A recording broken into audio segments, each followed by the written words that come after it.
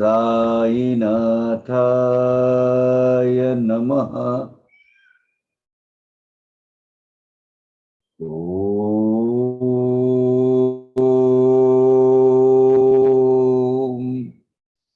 श्री साईनाथाय नमः। ओम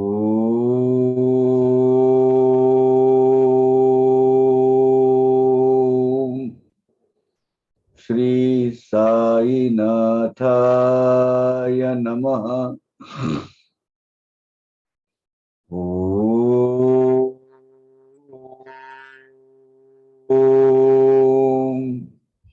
श्री साईनाथाय नमः। ओम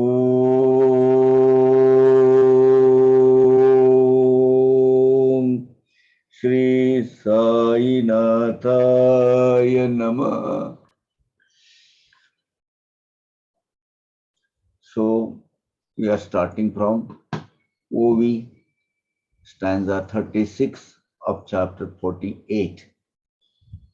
भक्ति भावे साई चरण सेविता करिता साई स्मरण होइना यथेच्छ इंद्रियाचरण सहज भवत रण रोकड़े। भक्ति भाव से साई भगवान के चरणों की सेवा करना, अखंडित रूप से साई नाम का स्मरण करना, ये साई भक्ति की जो साधन हमें प्राप्त हुए हैं, इससे एक सबसे बड़ा फायदा ये होता है कि ये अपनी जो इंद्रिया है ये भटकती नहीं है। उसका आचरण स्वैर यानी मनमाना नहीं होता है। मैं तो क्या दिल का राजा हूं, मैं तो मनमानी वो करूंगा, मेरे दिल में आया, ये नहीं होता है। क्योंकि एवरी टाइम साई बाबा के नाम स्मरण की वजह से और साई चरणों के सेवा में रत रहने से वो कॉन्शियस माइंड हमेशा अलर्ट रहता है। Look, don't do it, Baba is looking. Baba सब देख रहे हैं। इंद्रिया जितनी भी है उनकी आचरण पर कंट्रोल रखने का काम, उनको नियमन करने का काम, उनका आयोजन करने का काम, इसकी एक टेक्निक साई भक्तों के हाथ में आती है। परिणाम स्वरूप क्या होता है? परिणाम ये होता है कि ये भवसागर वो सहज भाव से पार कर लेता है बिना किसी दिक्कत से। भक्त चातका निज जीवन, हाँ ऐसे ही साई सच्चरित कथन, श्रोता श्रवणा पाठी मनन कीजे आयतन श्री कृपेचे। चातक स्वरूप जो भक्तगण है उनके लिए ये साई सच्चरित जो है, उनके अंदर की जो कथा है और वो कथा कथन है, वो प्रत्यक्ष जीवन है। साई सच्चरित के अलावा उनको कुछ दूसरा सोचता नहीं है। ये साई सच्चरित कथा का श्रवण करने के बाद या उसके ऊपर आत्मचिंतन करने के बाद, सेल्फ रियलाइजेशन करने के बाद भगवान कृपा सहज प्राप्त होती है। अभी ये जो रिपीट हो रहा है, इसमें पीछे भी बाबा की एक लीला है कि ये फिर से हमारे दिल में ये बस जाए, हमारे मन में, मस्तिष्क में वो परमानेंटली वहां रिसाइड हो जाए। सर्वास्वस्थी सर्व अवस्थी सावधान होनी श्रुति के लिया श्रवण सहज होय भवतरण कर्म बंधन तुटोन। शरीर के, मन के को किसी भी अवस्था में साई लीला का श्रवण करने से भव सागर रूपी ये प्रपंच, ये संसार से, संसार के सब बंधन जो है खटाखट टूट जाते हैं और भव सागर पार करना सहज प्राप्त होता है। असो मणि म्हणतील श्रोते कि वहां हो आरंभ होणार कथे ते, दवडी तो त्यांची अस्वस्थते ते प्रस्तावने ते करोनी। अभी इस मकाम पर श्रोतागण उनकी उनका उत्सुकता बढ़ गई है, जिज्ञासा बढ़ गई है कि हम मेन कथा जो मुख्य प्रवाह है, प्रवाहित कथा वो कब होगी। तो पूछना नेचुरल है कि अरे साई कथा आप कब से आरंभ कर रहे हो। तो आपकी अस्वस्थता को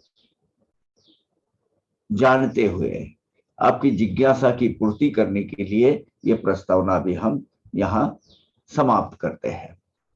पूर्वाध्यायी जाहले कथन वैर हत्या आणि ऋण ही फेडावया पुनर्जन्म ये निजी कर्म भोगावया। गत अध्याय में हमने देखा कि ऋण, बैर और हत्या ये इसके प्रभाव की वजह से हमें ये जन्म मरण के फेरे में हम अटक जाते हैं। किसी के प्रति प्रतिशोध की भावना, किसी के प्रति वैर, भाई अपना बैर रखना, किसी का कर्जा न चुकाना या उसका फाइल क्लोज न करना, किसी की हत्या करना, यही मूल कारण होते हैं हमेशा हमेशा रीबर्थ लेने के, है ना। और मजे की बात यह है कि हमें गए जन्म का कुछ अकाउंट ही मालूम नहीं रहता है। तो हमने क्या जन्म, क्या किससे बैर भाव रखा है, क्या ऋण, किसी का क्या कर्जा है, किसी की हत्या की, ये पता नहीं रहता है। वो कृष्ण बिहारी नूर बहुत अच्छे गजलकार है और उस्ताद सुजात खान, उन्होंने बहुत अच्छी गजल उनकी गाई हुई है। वो शुरुआत ही बहुत अच्छी है। जिंदगी से बड़ी सजा ही नहीं, जिंदगी से बड़ी सजा ही नहीं, और क्या जुर्म है पता ही नहीं। ऐसे मतलब अवस्था में हम जन्म जब लेते हैं, क्या करेंगे। इतने हिस्सों में बट गया हूं मैं, मेरे हिस्से में कुछ बचा ही नहीं। अब कल का हमारा जो क्वेश्चन आंसर सेशन हुआ, उसमें काफी क्लैरिटी हुई कि मुझे क्या करना चाहिए, व्हाट इज माय एम, उद्देश्य क्या है जीवन का। तो पहले तो हम भटके हुए रास्ते से ये आते कि भाई क्या, किसके लिए ये जन्म, जुर्म क्या है हमारा। तो वो जुर्म पहले आइडेंटिफाई करना है। एटलीस्ट जब ये अध्यात्म मार्ग में हम चलेंगे तो वो एक एक एक एक चीज बंद करनी है। तयास नाही पूर्व स्मरण, परिया संता कदा न विस्मरण, करिती निज भक्त संकट निवारण, असेना जनन कोठेई। अब ये जो जीवात्मा है, कहीं भी कौन से भी योनि में कहां भी पैदा हो, उनको शायद स्मरण नहीं होगा वो जीवात्मा को, लेकिन संत कभी नहीं भूलते। याद है 47 चैप्टर में बाबा ने चन्न बसप्पा को कहा था, मैं तुझे वीरभद्रप्पा के हाथ से कुछ भी नहीं होने दूंगा। लेकिन उनकी वो प्रतिशोध की भावना, बैर की भावना अगले जन्म में चलती आई। एक मेंढक हो गया, एक स्नेक हो गया। वीरभद्रप्पा ने चन्न बसप्पा रूपी मेंढक को पकड़ लिया, लेकिन चूंकि बाबा ने उसको आश्वस्त किया था कि मैं तुझे कुछ नहीं होने देगा, इसके हाथ से खत्म, है ना। गत जन्म की हमें कुछ यादें नहीं रहती है, लेकिन संत को कुछ भी, संत कुछ भी नहीं भुला पाते और भूल नहीं सकते। वो सब अनंत गए, अनंत पीढ़ी और आगे अनंत पीढ़ी उनको पता रहती कि ये जीवात्मा का प्रवास क्या है। वो सभी जीव मात्रा के भूत भविष्य और वर्तमान पर जानते हैं। इसीलिए अपने भक्त ने कौन से भी भले जो योनि में जन्म लिया हो, वहां उद्धार करने बाबा पहुंच जाते हैं। और ये इसका द्योतक है 47 चैप्टर। तैसी से आता दूसरी कथा, देता घेता बसता उठता, संता पाई विश्वास ठेविता, पावती सफलता निज भक्त। ठीक इसी तरह की ये 48 चैप्टर में दूसरी कथा भी हम आगे बढ़ाते हैं। संतों के चरणों में और संत के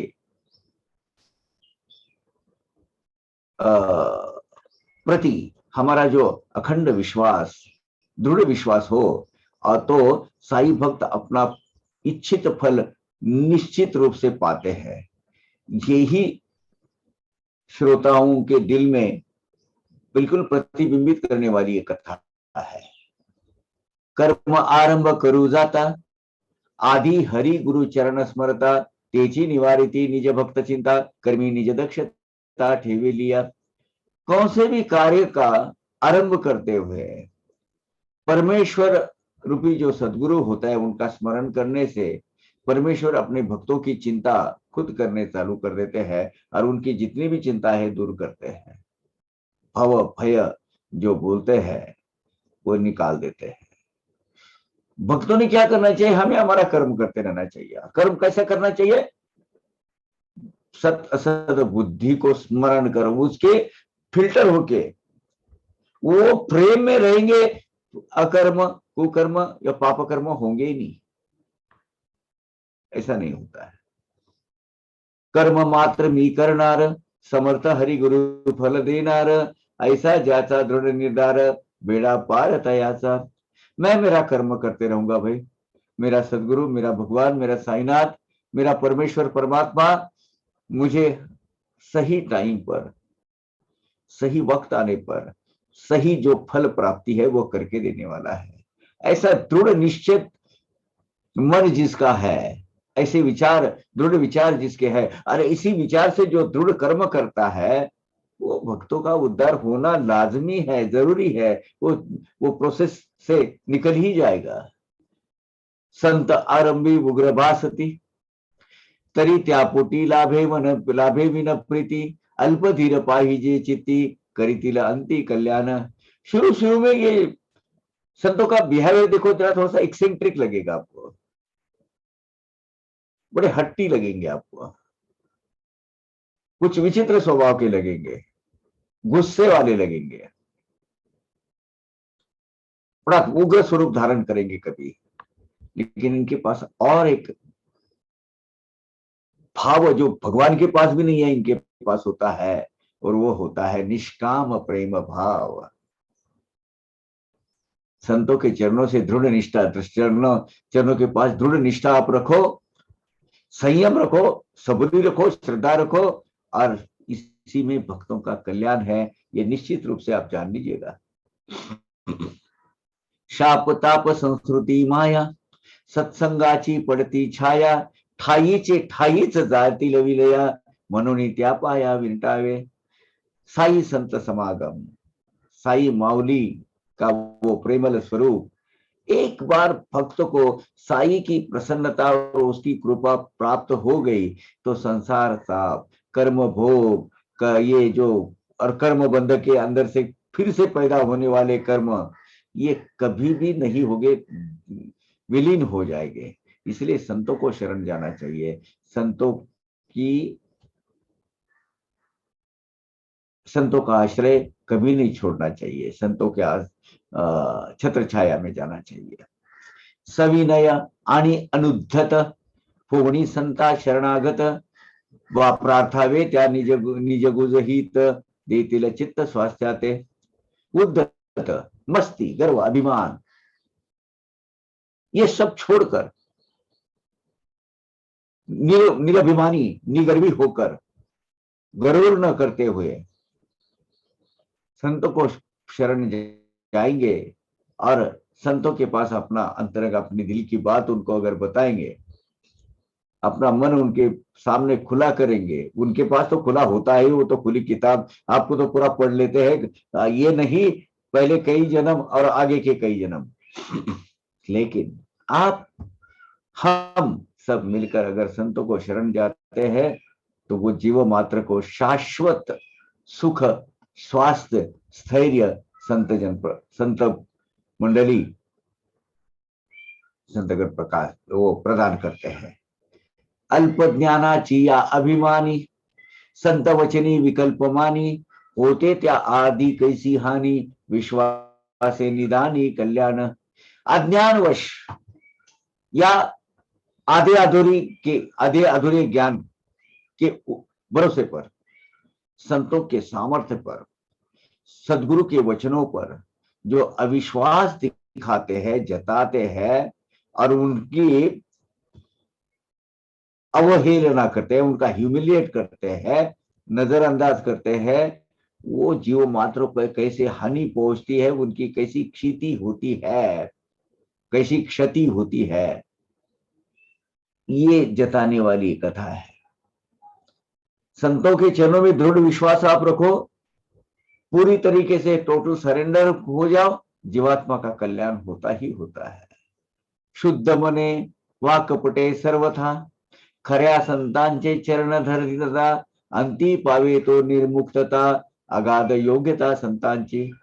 शुद्ध भाव से, अच्छा इसमें एक भाव है, आप शुद्ध भाव से पकड़ो या विकल्प जो अनेक कुतर्क उनके पास, उनके बारे में करो, मन में जो भी संकल्प उकल्प आप रखते हो, कैसे भी रहने दो, आप संतों के पैर छूओगे, संतों को चरण जाओगे, नतमस्तक हो गए उनके पास, तो आखिरी में आप अगर शरण जाएंगे तो संसार बंध से आपकी मुक्तता होनी ही होनी है।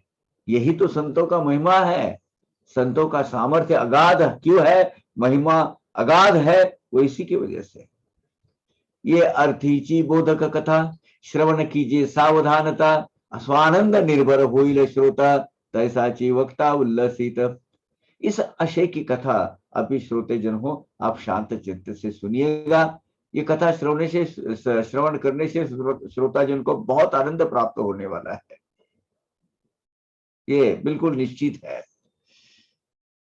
जो सुनने के लिए उत्सुक है, ऐसे जिज्ञासु भक्त, इनको भी अभी थोड़ा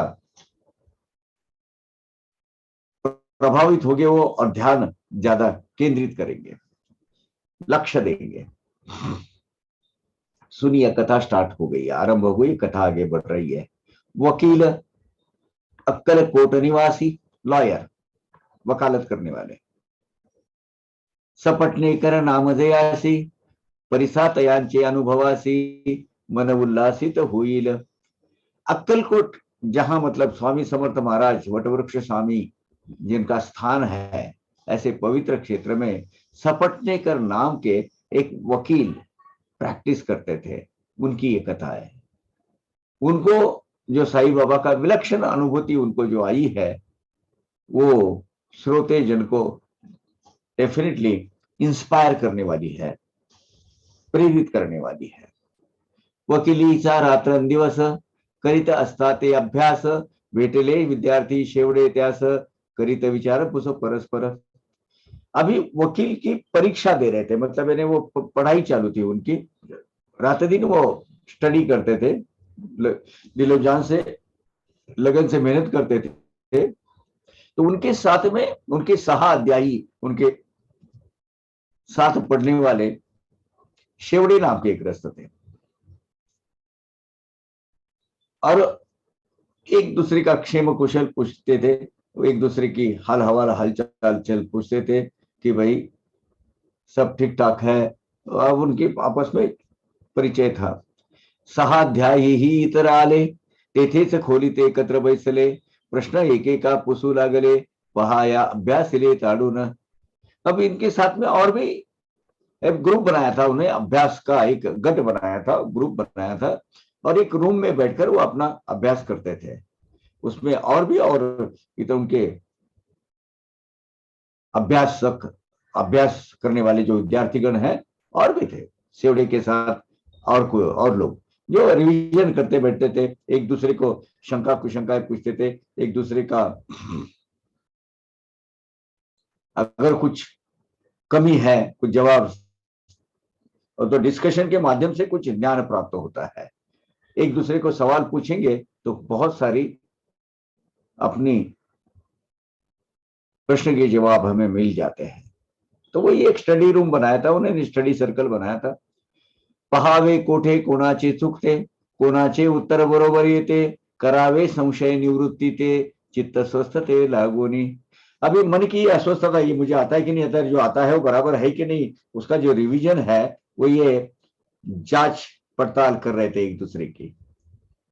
तो भैया मैं जो कह रहा हूं वो बराबर है कि नहीं, उसका आत्मविश्वास संपादन करने के लिए एक दूसरे को प्रश्न पूछ रहे थे और वो खातिरी कर लेते थे कि भाई विश्वास रख कर लेते थे कि भाई मैं बराबर हूं ना, मतलब उससे उनका आत्म विश्वास आत्मबल की लेवल बढ़ जाती थी। होती है कि जब हमें पता है भाई ये जवाब मुझे पता है। शेवडे यांची चुकली उत्तरे, अंतिम म्हणाले विद्यार्थी सारे, कैसे नहीं अच्छी परीक्षा उत्तरे, उतरे अभ्यासिले अपुरे सर्वचे। अब जिस शेवड़े जो थे, श्री शेवड़े नाम, उनकी उनके सब जवाब गलत आते थे। बराबर प्रश्न का उत्तर आधा अधूरा रहता था या तो गलत रहता था। तो बाकी के सब जो सहा अध्यायी है वो सर्कल के, स्टडी सर्कल के मेंबर, वो पढ़ते यार यार ये कैसे एग्जाम में पास हो जाएगा, सब प्रश्नों का जवाब जो है वो गलत दे रहा है। तो इसने अभ्यास ही नहीं किया हुआ है, कैसे होगा। सब उसका उपवास करने लगे, उस पर टीका करने लगे, आलोचना करने लगे उनकी। केला जरी त्यांनी उपहास, शेवड्यांचा पूर्ण विश्वास, पुरावा अपुरा अभ्यास, वेळी मी पास होणार। अभी सब लोग उसको जो ऐसी इस तरीके से उसका उसके उसके ऊपर आलोचना कर रहे थे, उसका उपहास कर रहे थे, तब शेवड़े को पूरा भरोसा था कि मैं बराबर न हमेशा 100% पास होने वाला हूं, मुझे पता है। तो वो आगे बोले शेवड़े जी, मी न जरी अभ्यास केला, माझा साई बाबा मजला, पास करावया आहे बैसला, करू मी कशाला काळजी। अरे मैंने अगर स्टडी भी नहीं किया, अभ्यास भी नहीं किया, आधा अधूरे में रहेगा, तो मेरे साई भगवान है ना, वो निश्चित समय पर मुझे पास करने वाले हैं। तो मुझे अभ्यास की जरा भी चिंता नहीं लग रही है, और मैं करूंगा भी नहीं चिंता। अभ्यास करूंगा, श्रम करूंगा, प्रयत्न करूंगा, बगैर कुछ करे बाबा मुझे देने वाले नहीं है, लेकिन मुझे मालूम है मेरे जो भी प्रयास है उसको वो फल देने वाले हैं। परिसरता ऐसी बोला, आश्चर्य वाटले समर सपटणे कराला, नेवनी शेवड्यास एके बाजूला पुसावयास लागले। अब ये जो सपटनेकर है, बोले इतना कॉन्फिडेंस कैसा है इसको, कौन नहीं साई बाबा है। तो ये और उसको बड़ा कॉन्फिडेंस के साथ वो दुशेवड़े कह रहा है कि मैं पास होने वाला ही हूं। सपटनेकर को बड़ा आश्चर्य हुआ उसका बात में। उसने उसको बाजू में लिया, हे इधर सुन, अहो हे साई बाबा कोण, तयांचे एवढे वर्णिता गुण, जयावर तुमचा विश्वास पूर्ण, वस्तीचा ठाव कवन की। तो उन्होंने शेवड़े को पूछा, कौन है साई बाबा, कहाँ रहते हैं वो। आप जितनी श्रद्धा भाव से और बड़े आत्मविश्वास के बल पर उनका गुणगान गा रहे हैं, उनकी स्तुति कर रहे हैं और उनकी महती बता रहे हैं, तो कुछ और बात बता, उनके बारे में कुछ और ज्यादा जानकारी दीजिए ना। मग त्या साई बाबाची महती प्रत्युत्तरी शेवडे कथिती, सवेची आत्मविश्वास स्थिति तयांची वदती प्रांजलपणे। फिर शेवड़े ने साई बाबा की जो महती है, उसका महत्व है, उनका बड़ापन है, वो सपटनेकर को बताया और सीधा बोल दिया, भाई अपना तो साई बाबा के चरणों पे पूरा पूरे पूरे विश्वास है, श्रद्धा है, मैं कबूल करता हूं। फिर उन्होंने बोला, सुप्रसिद्ध नगर जिला, त्या माझील शिर्डी गावाला, फकीर एक मशिदी बैसला, आहे बहु नावाजला सत्पुरुष। तो उन्होंने कहा, देखो सपटनेकर जी, अहमदनगर जिले में शिरडी गांव है, यहाँ एक सुप्रसिद्ध सत्पुरुष फकीर मस्जिद में वास करते हैं, वहां रहते हैं। वहां एक छोटी मस्जिद है और बहुत नामचीन, बहुत ही अधिकारी व्यक्ति है वो। संत आहेत जागोजाग, परितयांचे भेटीचा योग, गाठीस नसता पुण्यामोग, प्रयत्न हा सुख सुयोग लाभेना। सही बात है, संत में जो पुरुष मंडली है, ये जो परमेश्वर के अवतार है, कुछ सर्टन मिशन के लिए जगह जगह वो भगवान उनको उनके तीर्थ क्षेत्र स्थापित करते हैं, जगह जगह पर रहते हैं। लेकिन हमारे पास, हमारे भंडार में अगर कुछ पुण्य संचय का भंडार नहीं, पुण्य नहीं है, पुण्य का भंडार नहीं है, पुण्य संचय नहीं है, तो संत संगति जमकर आती ही नहीं है, संत संगती का योग आता ही नहीं है। विश्वास माझा पूर्ण त्यावर, करील तो जे तेच होणार, वधेल वाचे तेच घडणार, नहीं ते चुकणार कल्पांती। तो शेवड़े ने कहा, मेरा साई समर्थ साई भगवान पर पूरा विश्वास है, बाबा बोलेंगे वही होता है, वो जो करेंगे वही होगा। बाबा की करनी बड़ी अगाध है, उनके मुख से आए हुए शब्द जो है ना, वो कभी खाली नहीं जाते। वो जो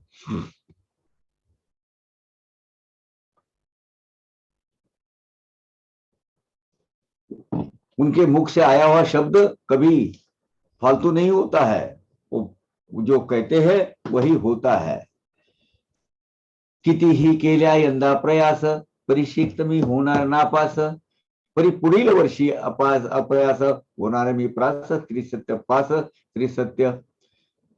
तो उन्होंने कहा, देखो शेवड़े जी, बाबा ने कहा है, मैं कितना भी भरकस कोशिश करूं, प्रयत्न करो, कुछ भी हो, ये साल में पास नहीं होने वाला।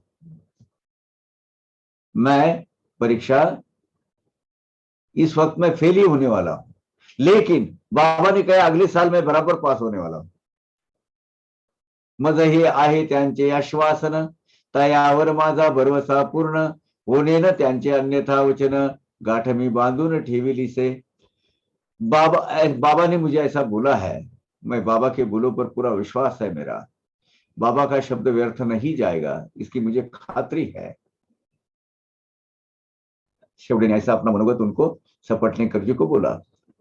नवल काय ही तो होईल, होईल परीक्षा याच्याही पुढील, हास्यास्पद वाटले हे बोल, निसंशय फोल सपटने करा।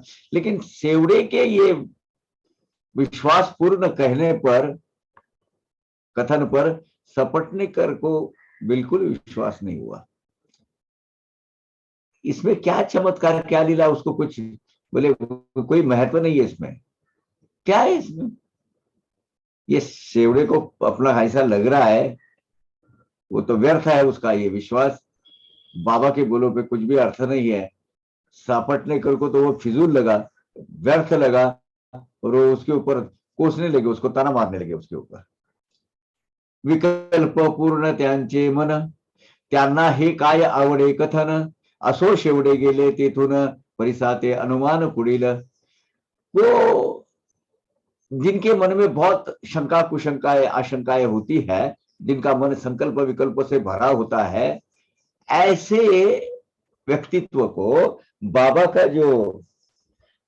की जो अमृतवाणी है, बाबा की जो अमोघ वाणी, उसमें क्या रुचि रहेगी? कौन सा अच्छा लगने वाला है उसमें उनको? शेवड़े जो वहां से गए, आगे क्या वर्तमान हुआ, आगे क्या घटित हुआ, वो देख लीजिएगा। पुढे काले अनुभवांती, अनवर्थ झाल्या शेवड्यांच्या मुक्ती, दोन्हीही परीक्षा पास होती, आश्चर्यचित्ती सपटने करा। कुछ काल जाने के बाद शेवड़े जी परीक्षा सही तरीके से अच्छे मार्क मिलकर, अच्छे उनको गुण मिलकर वो पास हो गए। सपटने को बड़ा आश्चर्य लगा, ये कैसे हो सकता है यार, ये कुछ पढ़ता नहीं है, कुछ करता नहीं है, अभ्यास नहीं करता, ये नहीं है, ये क्या अगले 10 जन्म में भी नहीं होगा ये पास, 10 बार भी अगर परीक्षा को बैठेगा तो। ऐसा उनका एक असेसमेंट किया था सब शेवड़े के बारे में। शेवड़े तो बराबर मान ये साल पास नहीं होगा तो नेक्स्ट टाइम बराबर होगा, नेक्स्ट महीने पास होने वाला हूँ, और ऐसा ही हुआ, वो पास हो गए। बाबा के बोलों पर दृढ़ विश्वास था। अभी आप ये बोलेंगे कि उसने तो कुछ किया नहीं, फिर बाबा ने पास कैसे करवाया? नहीं, यहां देखना, यहाँ एक चीज आप अहम, उस पर नजरअंदाज नहीं करना, निगलेक्ट नहीं करना उसको। बाबा ने उसको अभ्यास करने पर प्रेरित किया है, और वो करने के लिए जो समुचित संसाधन है, समुचित समय है, समुचित वक्त कौन सा है, वो बताया है। अगर ये कुछ भी नहीं करेगा, कुछ भी प्रयास नहीं करेगा, और बोलेगा नहीं बाबा ने बोला है पास होगा, बाबा ने बोला इस वक्त नहीं होगा क्योंकि अभी तेरी तैयारी नहीं हुई है, नेक्स्ट टाइम प्रयत्न कर, कोशिश कर, कोशिश करने वालों की कभी हार नहीं होती। और वो हो गया पास। पुढे जाता 10 साले, सपटणेकर उद्विग्न झाले, दुर्दैव एकाकी वडवले, तव ते पावले उदासता। तो आगे चलकर क्या हुआ, 1910 में, 1910 में सपटनेकर पर अचानक संकटों की मालिका आना चालू हो गया। श्रृंखला संकटों के उनके ऊपर चालू हो गए। संसार के ताप से भयभीत हो गए और बड़े चिंतित हो गए। इतना ही नहीं, परेशान हो गए। वो फेरा आता है ना, बदकिस्मती का फेरा जब आता है, उसमें वो घेरे में वो पूरे लपेटे गए सपटनेकर। क्या करे समझ में। एकुलता एक मुलगा त्याला, कंठरोगाने निधन पावला, सन 1913 सालाला अत्यंत विटला संसारा। अभी एकमात्र अकेला लड़का था। उसको वो घट सर्प बोले तो यहाँ कुछ कंठ को ये घट सर्प बोलते हैं उसको। ऐसी एक नागिन होती है और वो यहाँ तक आके उसको करते, और आखिरी में वो जान चली जाती आदमी की। वो पूरा वो चक्र पूरा होने के बाद उसको मराठी में घट सर्प बोलते हैं। वो कुछ नागिन वगैरह भी होती है। कुछ लोगों को अभी वैक्सीन लेने के बाद कुछ लोगों को रिएक्शन में वो हो गई थी, तो लेकिन वो पीठ पे आती ही थी, लेकिन गले पे आई तो वो जान लेती है। 1913 में उनका एकमात्र इकलौता लड़का, उसका देहांत हो गया। उनको जीवन जीने की आशा ही निकल गई उनकी। संसार से पूरा तंग आ गए वो।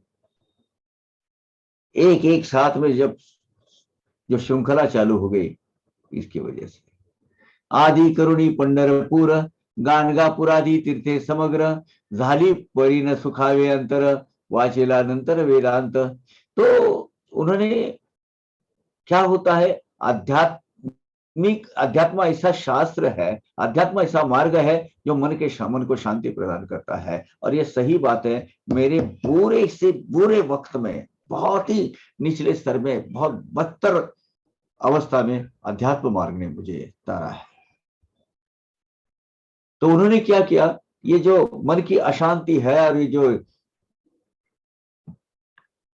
बदकिस्मती का फेरा जो है, कर्म भोग का फेरा है, उसमें थोड़ी सी राहत मिलने के लिए उन्होंने गाणगापुर, पंढरपुर आदि तीर्थ क्षेत्र के पास गए, उनके पास उधर गए, उनकी यात्राएं की, लेकिन मन शांति नहीं मिली। अभी चित्त स्थिर रखने के लिए सपटने करने क्या क्या, वेदांत पढ़ने के लिए, उपनिषद पढ़ने के लिए शुरू कर दिया। वेदांत यानी उपनिषद। ऐसा काही काळ लोटता, चित्तास काही येते का शांतता, मनोनी मार्ग प्रतीक्षा करिता, आठवला वृत्तांत शेवड्यांचा। ऐसे वो कुछ काल बीतने के बाद चित्त को शांति मिलने के लिए प्रयत्न करते रहे, देखते रहे। और कहां उसको मन शांति मिलेगी, इसकी राह देखते देखते सपटने को अचानक याद आया शेवड़े का कहना। शेवड़े ने कहा था, शेवड़े यांचा निश्चय स्मरला, साईपदीचा विश्वास आठवला, आपण ही जावे श्री दर्शनाला, वाटले मनाला तयांच्या। वो शेवड़े की याद आई। शेवड़े ने कहा था कि साई बाबा, मैं उनका चरणों में शरण हूं, मेरी श्रद्धाएं उनके प्रति है, और मुझे साई अमृतवाणी पे पूरा विश्वास है। और उस साई अमृतवाणी पर उनकी जो श्रद्धा थी शेवड़े की, उसकी अटूट विश्वास जो था, उसको याद आ गई सपटनेकर की। और हम भी साई बाबा के दर्शन को जाना चाहिए, ऐसा सपटनेकर को लगने लगा। संत दर्शनी धरीला हेत, सन 1913 सालात, शिर्डी जाण्याचा झाला बेत, निघाले समवेत बंधूंच्या। श्री साईनाथ के दर्शन हेतु 1913 में शिरडी जाने के लिए उन्होंने निश्चित कर लिया, मतलब वो ये आयोजन कर लिया कि नहीं, हमें जाना चाहिए। और अपने बंधु के साथ, अपने ब्रदर के साथ, अपने भाई के साथ वो सपटनेकर जी शिरडी जाने के लिए निकले। निमित्त शेवड़े यांचे स्मरण, वंदावया आपुले चरण, साईच तया करीती पाच प्राचारण, हे सावचित्त श्रवण करा। अभी शेवड़े के माध्यम से शेवड़े की ये साईं बाबा के अमृतवाणी पर जो विश्वास है, उसकी याद सपटनेकर को उस वक्त आई है। शेवड़े तो निमित्त मात्र है, वो तो कारण है। अपने दर्शन के लिए अपना ये भक्त का उद्धार होना जरूरी है, तो बाबा ने ही उसके दिल में ऐसी भावना प्रेरित कर दी, जागृत कर दी कि वो बाबा का वो मनोहर रूप और देखने के लिए खुद ही प्रेरित हो गया और आ गए उधर। पंडित राव कनिष्ठ सहोदर तया घेऊन या बरोबर सपर संत दर्शना सपटने कर निघाले सपरिवार शिर्डीस।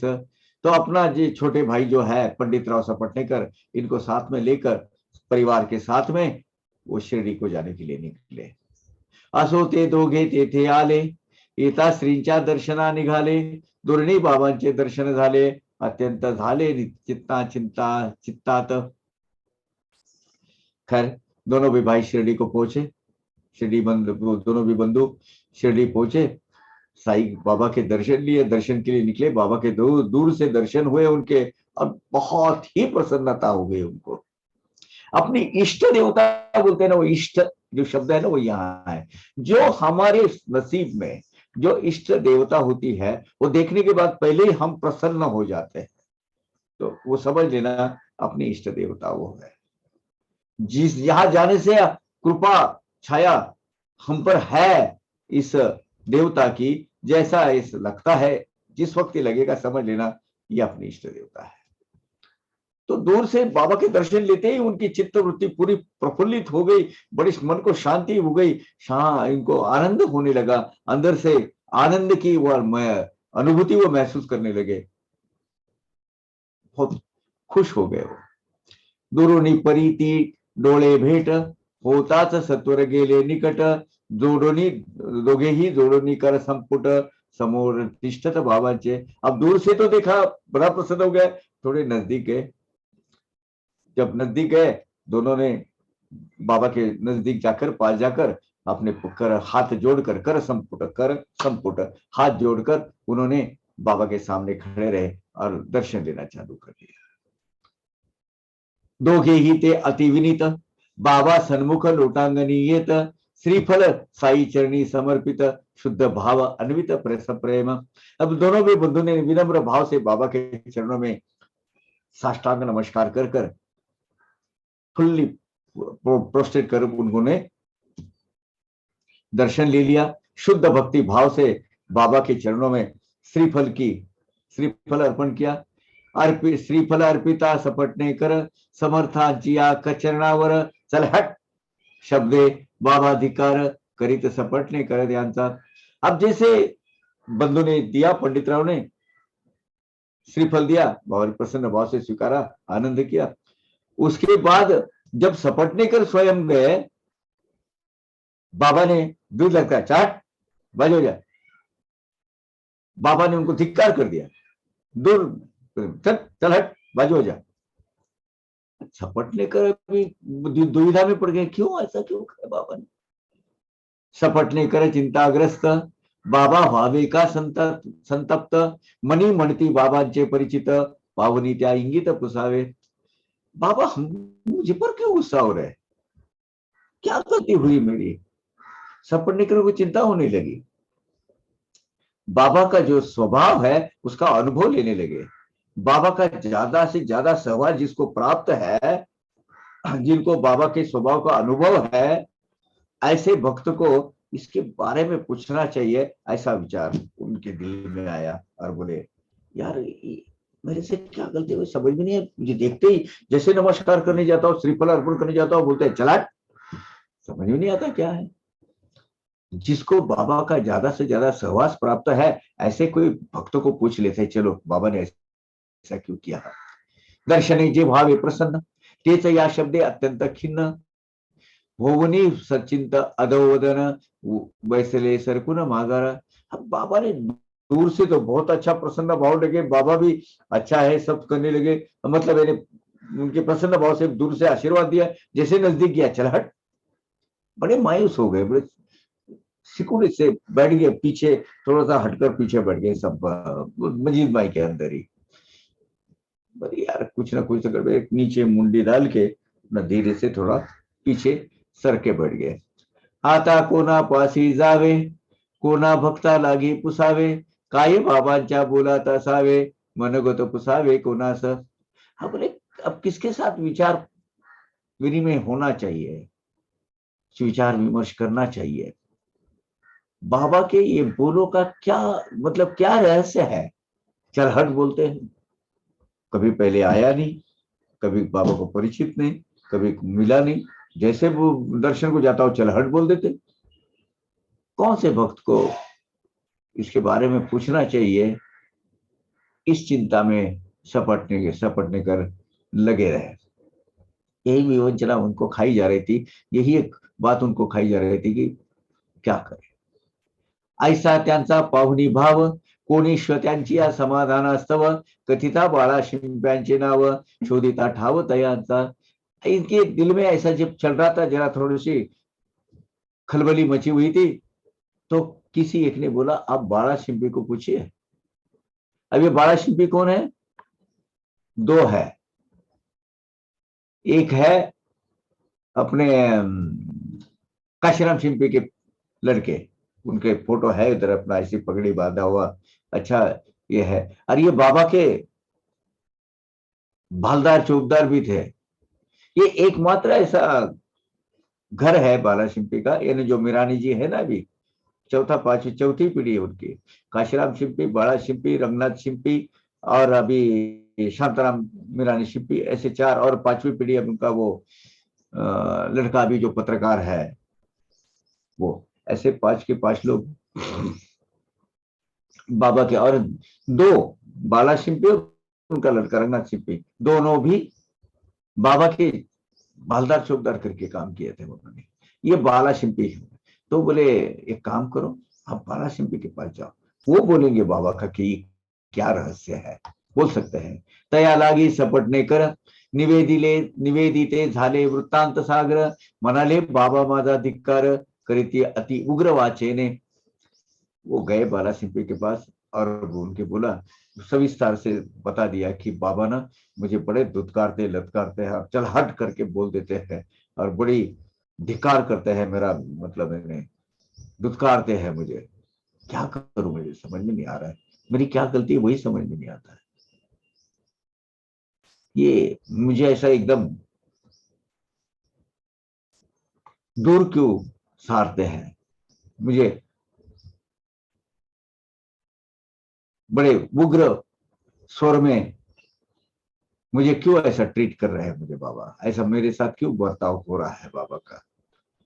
तुम्ही तरी मज सवे यावे, दर्शन शांतपणे करवावे, कृपा अवलोकन बाबांचे व्हावे, कोपान यावे अम्मावरी। आप एक काम कीजिए, मेरे साथ चलिए, बाबा मुझ पर गुस्सा नहीं होगे, ऐसा कुछ तो भी कीजिएगा, और शांत चित्त से प्रसन्न भाव से बाबा का दर्शन मुझे प्राप्त करवा दो।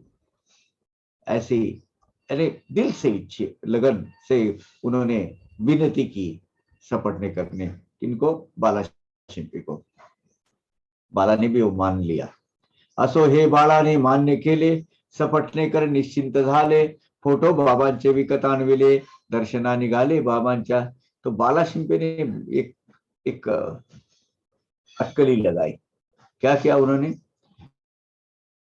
बाला शिंपे ने सपटनेकर का कहना तो मान लिया, लेकिन कहा कि बाबा का एक फोटो लेके आओ।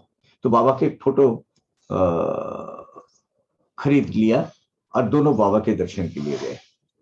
बाला शिंपी होता संगती, फोटो घेऊन आपुले हाती, बाळा मग देवनी बाबा प्रति, बाबाचा विज्ञप्ति करिता है।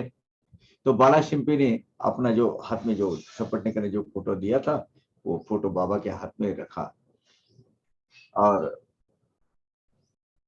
पूछा उनको, बाबा को, काय रे देवा, काय हे देवा कसले चित्र, पाहुनी बाबा देती वृत्त उत्तर, हा फोटो आहे याचा यार, बोटाने सपटने कर दावीत। अभी जब बाला सिंपी जैसे गए, वो फोटो लिए और बोले बाबा बाबा देवा, ये छवि काय की है, प्रतिमा किसकी है, क्या है ये। तो बाबा ने जवाब दिया, ये फोटो है ना, ये आदमी का यार है। सपटनेकर का यार है बोले। सपटनेकर की तरफ आंख उंगली निर्देश कर कर बाबा ने बोला, ये जो है ना, ये इसमें एक आदमी, यानी है स्वयं बाबा की मूर्ति है वो जानते हैं, और ये भी जानते हैं कि ये फोटो किसने लाया है। अब अंतर्यामी बाबा है। अभी बाला सिंपी को साथ में लेकर आया है कुछ अपना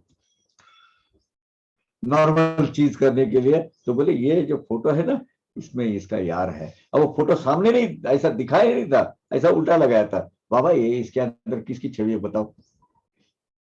ऐसे बोलो नहीं बाबा हसले, मंडळी सही हसू आले, बाबा काय हो इंगित यातले, बाळाने पुसले बाबा, बाळाने पुसले बाबा से। तो बाबा बहुत प्रसन्न भाव से हंस दिए। बाबी उपस्थित जितने भी भक्त करे वो भी हंसने, मतलब फवारे उड़ने लगे कि बाबा ने ऐसा बोला। तो बाला सिंपी ने फिर बाबा को इसके पीछे का रहस्य पूछा। बाबा क्या, क्या इसके पीछे का राज क्या है इसके दर्शन के लिए बारे में। तात्काळ बाबा सपटणे करा, म्हणते क्या दर्शन त्वरा करा, करा त्वरा, मग ते रसिक करिता नमस्कारा, चल हट उद्गारा पुष्प परिशीले।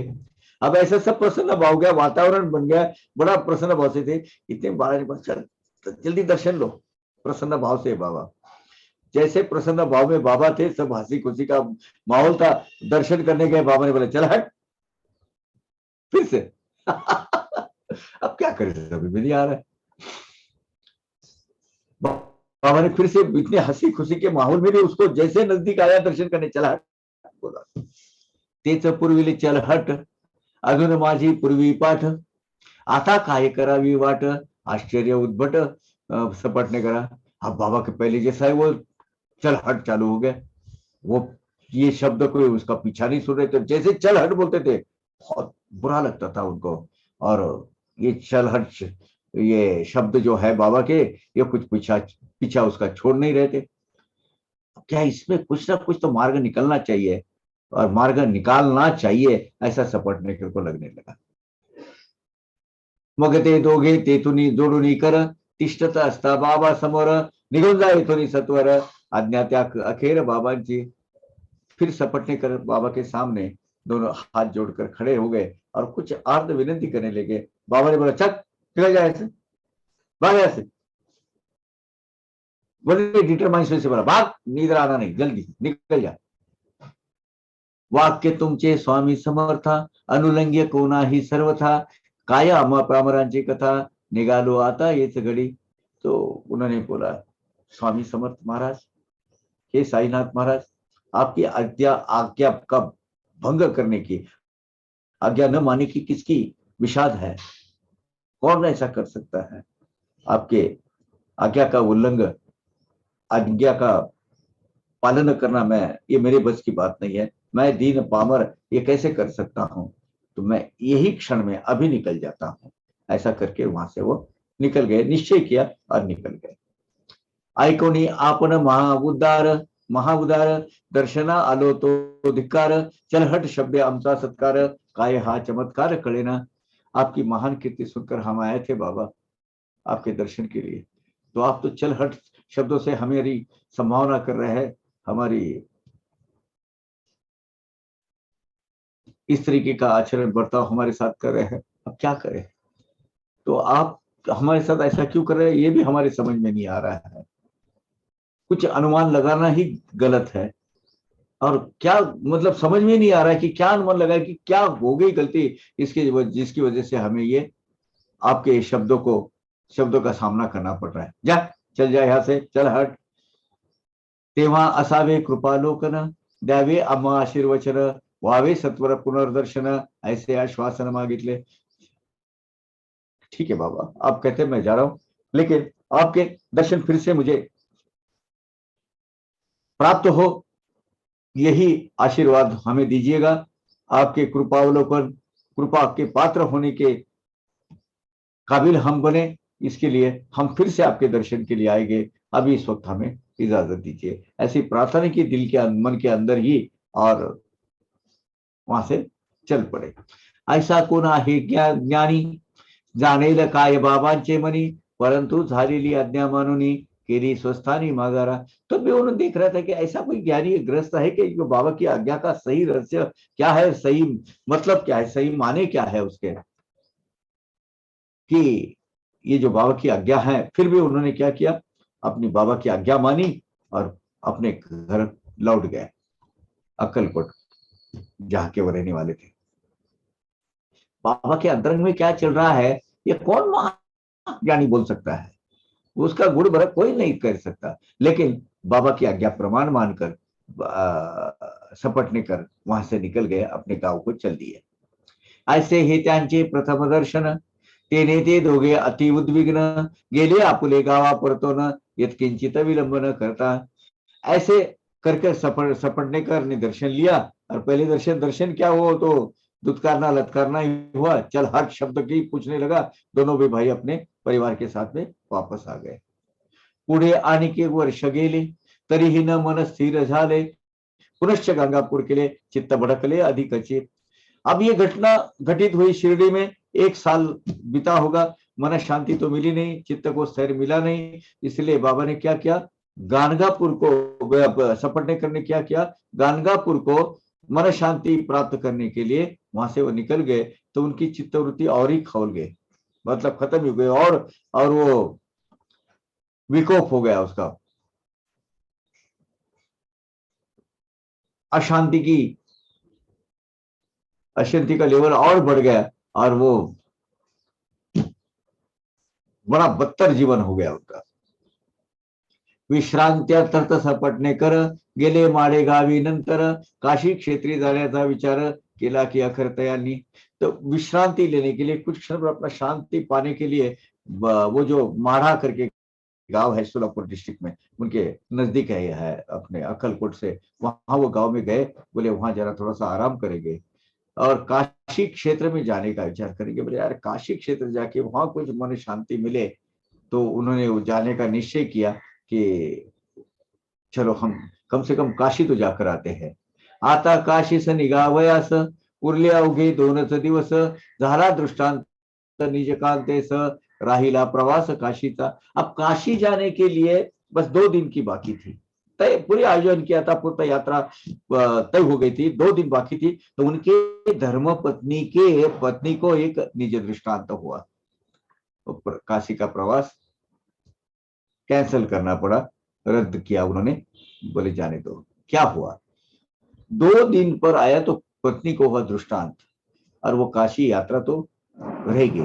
क्या था वो दृष्टांत, दृष्टांतांचा चमत्कार, कैसा त्याचा अनुभव प्रकार, कथितो व्हावे श्रवण तत्पर, लीला चरित्र साईचे। अभी सपटने करके जो पत्नी थी पार्वती बाई सपटनेकर, इनके एक बहुत अच्छी मुलाकात है, कर्नल निंबाळकर ने ली हुई है। निंबाळकर जो बहुत जाने माने श्रेष्ठ भक्त थे, उन्होंने ली हुई है, वो मेरे पास है निंबाळकर की। अब दृष्टांत कैसा हुआ देखिए, क्या अजूबा घटित हुआ, वो अभी आप सुन लीजिए। आप सभी श्रोतेजन ध्यान देकर सुनिएगा, ये कथा, ये दृष्टांत क्या हुआ वो पार्वती बाई सपटनेकर को। झोपेत असता सेजेवर, स्वप्न सृष्टी डोळ्यासमोर, बाई घेऊन या घागर, जाई विहिरीवर लक्कडशाचे। अब वहां उनके अक्कलकोट स्वामी के अक्कलकोट महाराज, अक्कलकोट जो गांव है उसमें लक्कड़ शाह बाबा की बावड़ी करके एक बावड़ी है। अब ये सपना चल रहा है, अपने नींद में है, तो स्वप्न दृष्टि चालू है। सपने में वो एक अपनी पानी का घड़ा, भरने का घड़ा लेकर कहाँ गई है, उसको घाघर बोलते हैं, गोल रहते हैं ऐसी। वो कुएं पे गई, बावड़ी बोलते हैं, कुएं पे गई, वहां लक्कड़ शाह बाबा की गांव बावड़ी बोलते हैं, जो नाम प्रचलित होते हैं ना ऐसे। तो पानी भरने के लिए वो सपने में गई है, ऐसा दृश्य उनको नजर आ गया सपने में। तेथे एका निंबातळी, डोई सजो फडका गुंडाळी, ऐसा ही फकीर तेवेळी, मने मजवळी जवळी पातला। अब सपने में वो कह रही है, बयां कर रही है अपने पतिदेव को।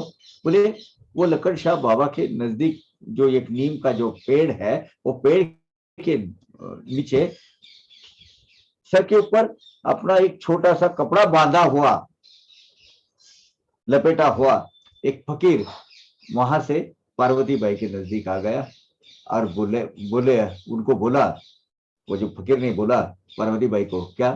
का व्यर्थ श्रमशी बाळ, फकीर उद्गारला स्वरे कोमळ, भरुणी देतो मी तुझी ही सकळ, गागळ निर्मळ उदकेशी. बोले बाला, क्यों कष्ट ले रही हो, क्या हुआ? चल, तुझे ये जो तेरी घाघर है, तेरी ये जो गढ़ा है, वो शुद्ध पानी से मैं भर देता हूं, ला वो घाघला इधर, मैं भर के देता हूं. फकीर बाबा सपने में कह रहे. अब सब पार्वती बाई डर गई सपने में. वाटली भीती फकीराची, घेऊन घागर रिकामीची, वाट वाट बागरा धरली घराची, सवे मागे मागेची फकीर. अब बोले वो ये फकीर मेरे पास नजदीक आए, बोले ला तेरा गड़ा मैं पानी से भर देता हूं. वो भरने लगा, गड़ा गड़ा पानी से मैं भर देता हूं. बोले ला बेटा. अब पार्वती बाई सपने में ही डर गई और वो खाली घाघर लेकर ही वापस चली गई. और वो जो फकीर है पीछे पीछे पीछे उनके पास चलने लगे. तो सपने में पार्वती बाई को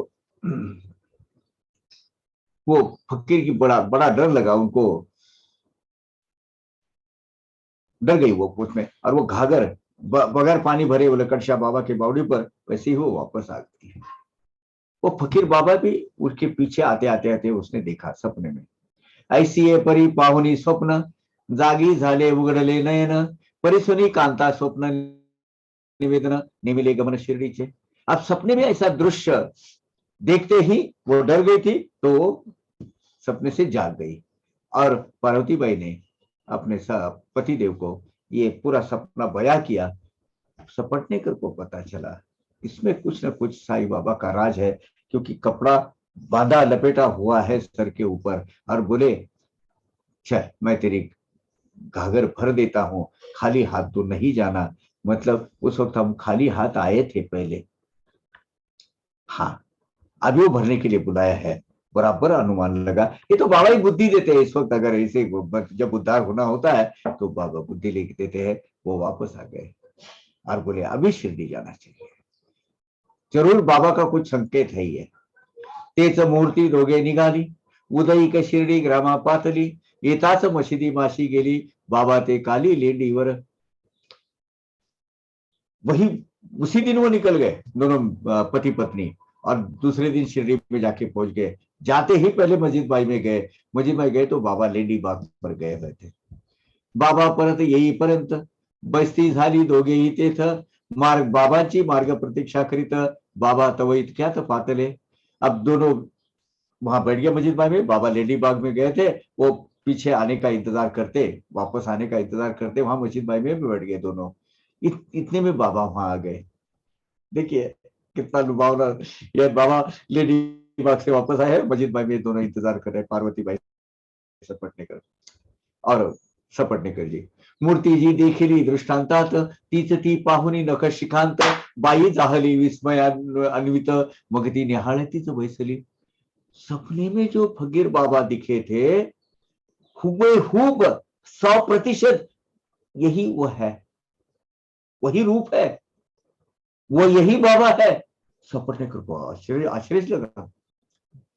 मिसेस सपटनेकर को बड़ा आश्चर्य लगा. और एक रात बाबा की तरफ देखने लगी. रात को सपने में आए थे वो यही तो थे, कल रात जो सपने में आए यही तो है बाबा. आश्चर्य होने लगा उनको. होता बाबांचे पादक्षालन, बाई गेली घ्यावया दर्शन, करोनी साई पदाभिवंदन, बैसली अलोकन करीतची. अब बाबा ने वापस आने के बाद अपने हाथ पैर धोए लेडी बाग पर शुचिरूपित होने के लिए. तो बाबा के दर्शन लिए उन्होंने. मस्जिद बाई में मिसेस सपटनेकर ने बाबा के दर्शन लिए, साईं भगवान के चरणों पर मस्तक माथा टेका अपना. और एक सर देखने लगी बाबा सपने में. देखते रही, क्या बोले कुछ समझ में नहीं आ रहा है, बस ऐसे ताकते रही बाबा को, निहारते रही उनको. पाहुनी तियेची विनीतता, उल्हास साईनाथांचे चित्ता, बाबांनी हळूचारे मिली कथा, बाईची व्यथा निवारक। पार्वतीबाई सपटनेकर का ये विनम्र भक्ति भाव देखकर बाबा बहुत प्रसन्न हुए। साईं बाबा ने धीरे से सपटनेकर की जो व्याधि थी, उनको कुछ बीमारी थी, वो व्याधि का निवारण करने के लिए कुछ कथा कही। क्या कही बोलो? हाँ, ये है संत साईनाथ महाराज। तेव्हा नित्य क्रमानुसार बाबा आपुलीच व्यथा सविस्तर निवेदू लागले प्रेम पुरस्तर त्रस्त एका तिसऱ्यास। अब बाबा का कहना तो मालूम है, एक को वो कहता होगी, दूसरे को बोलेंगे, तीसरे को सेवा पूछेंगे, चौथे को वो सबको ऐसा लगता है कि अपने अपने लिए वो कथा है। तो बाबा ने क्या हुआ, अपनी व्यथा तीसरे आदमी को, जो सपटनेकर जी, मिसेस सपटनेकर की जो व्यथा है, वो जो उनकी जो बीमारी है, उसके बारे में तीसरे आदमी को कहने लगे। लेकिन सुनने वाले को, ये तो बाबा की एक हटौटी है, कुशलता है उनकी, कि जितने भी सुनने वाले उनको लगता था ये अपनी कथा है। पर सपटनेकर को पता था ये तो कथा अपनी है, ये उनको पता चला ये अपनी है, ये बाबा की हमेशा की शैली है, ये उसकी इनकी एक कुशलता है। बाबा उस त्रयस्थ ग्रस्त को अपनी ही कथा सुना रहे हैं, तो सपटनेकर को खात्री, मिसेस सपटनेकर को एकदम मतलब विश्वास हो गया उनका। पाहू जाता बाईंची कथा, बाईस लागा सांगावयाची असता, तिच्या समक्ष तिसऱ्यास कथिता, परिसली अति सावधानता बाई ने। अरे मेरी कथा तीसरे आदमी, कोई दूसरे आदमी को बता रहे हैं, और वो व्यक्ति को बोल रहे हैं, क्या है वो, बड़े ध्यान देकर सपटनेकर जो काकी है सपटनेकर भाभी, वो सुनने लगे। यहाँ हम 5 मिनट की विश्रांति लेते हैं, क्योंकि वो जो कथा है, कथा में कोई बाधा न हो, उसको कोई भंग न पावे, कोई ना परिहार विथेता। तो बाबा कहने लगे वो आदमी को, अब कथा चल रही है इनकी, बाबा कह रहे हैं किसी दूसरे को, क्या कह रहे हैं, अरे बहुत दिन से ना मेरा हाथ, मेरा पेट, मेरी मेरी कमर बहुत दुखती है, दवा पानी बहुत लिया, बड़ी ये औषधियां लिए मैंने, ले लेकर मैं थक गया हूं, लेकिन आराम ही नहीं पड़ रहा है, क्या करूं समझ में नहीं आ रहा है। कंटाळलो मी औषधे खाता, गुण हो ये म्हणून येई ना तत्वता, परी मज वाटे आश्चर्य वाटे आता, गेले की व्यथा एकाएकी। बहुत तंग आ गया हूं मैं ये औषधियां और दवा खाते खाते, कुछ असर ही नहीं पड़ता था, कुछ उसको कुछ फर्क ही नहीं पड़ता था मेरी बीमारी में। लेकिन आश्चर्य की बात है कि मेरा आय दुखना, मेरा ये जो बीमारी है, अचानक आज चली गई, अभी दुख ही नहीं रहा कुछ, मैं बहुत स्वस्थ हूं। बाबा कह रहे ऐसी ही कथा तिजिया कथिता, बाईचा नाम निर्देश ही न करिता, तियेचीच ही वार्ता सर्वथा, संबंध हा होता तियेचा। ये कथा बाबा अपनी कथा बोलकर दूसरे को सुना रहे हो, असल में वास्तविकता में वो है सपटनेकर मैडम की कथा, सपटनेकर भाभी की कथा। तो सपटनेकर का उनमें नाम अगर नहीं ले रहे हैं बाबा, फिर भी ये कथा अपनी है, ये मेरी है, इसकी संवेदना, इसकी भावना, ऐसी भावना सपटनेकर जी की हुई, मिसेस सपटनेकर की। पुढे मासा दो मासा अंती, बाबांनी आपुली जी वर्णिली होती, त्याच तियेच्या व्यथेची निवृत्ती झाली तव प्रतीती, पटली तिला।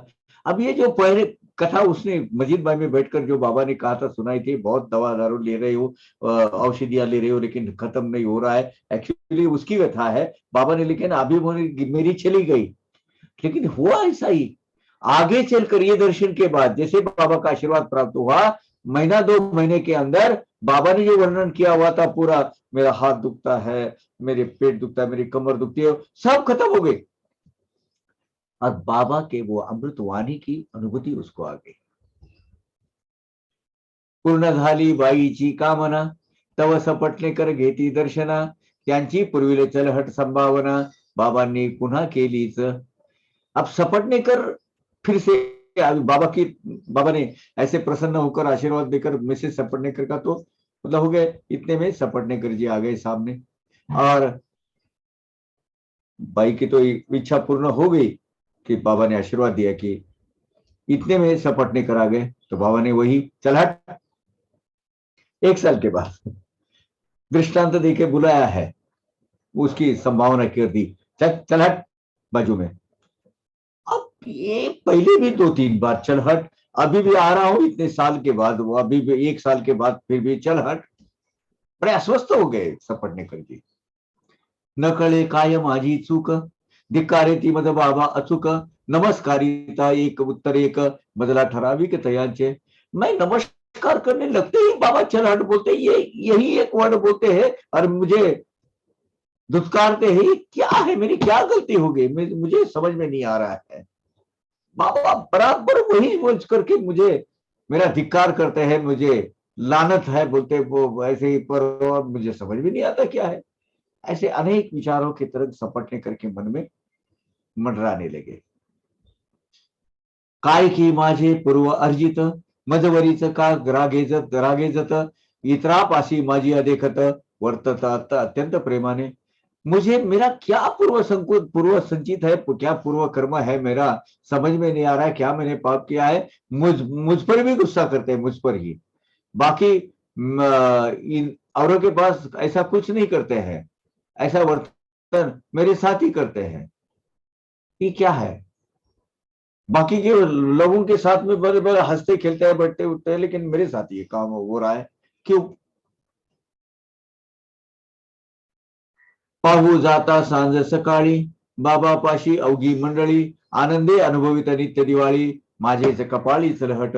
सब सवेरे शाम सब लोग बाबा के पास बैठते हैं, सब आनंद का अनुभव लेते हैं, हंसते खेलते हैं, हंसी के फवारे चलते हैं, और मैं आता ही मेरे माथे पे चल हट, मेरे नसीब में चल हट शब्द आता है।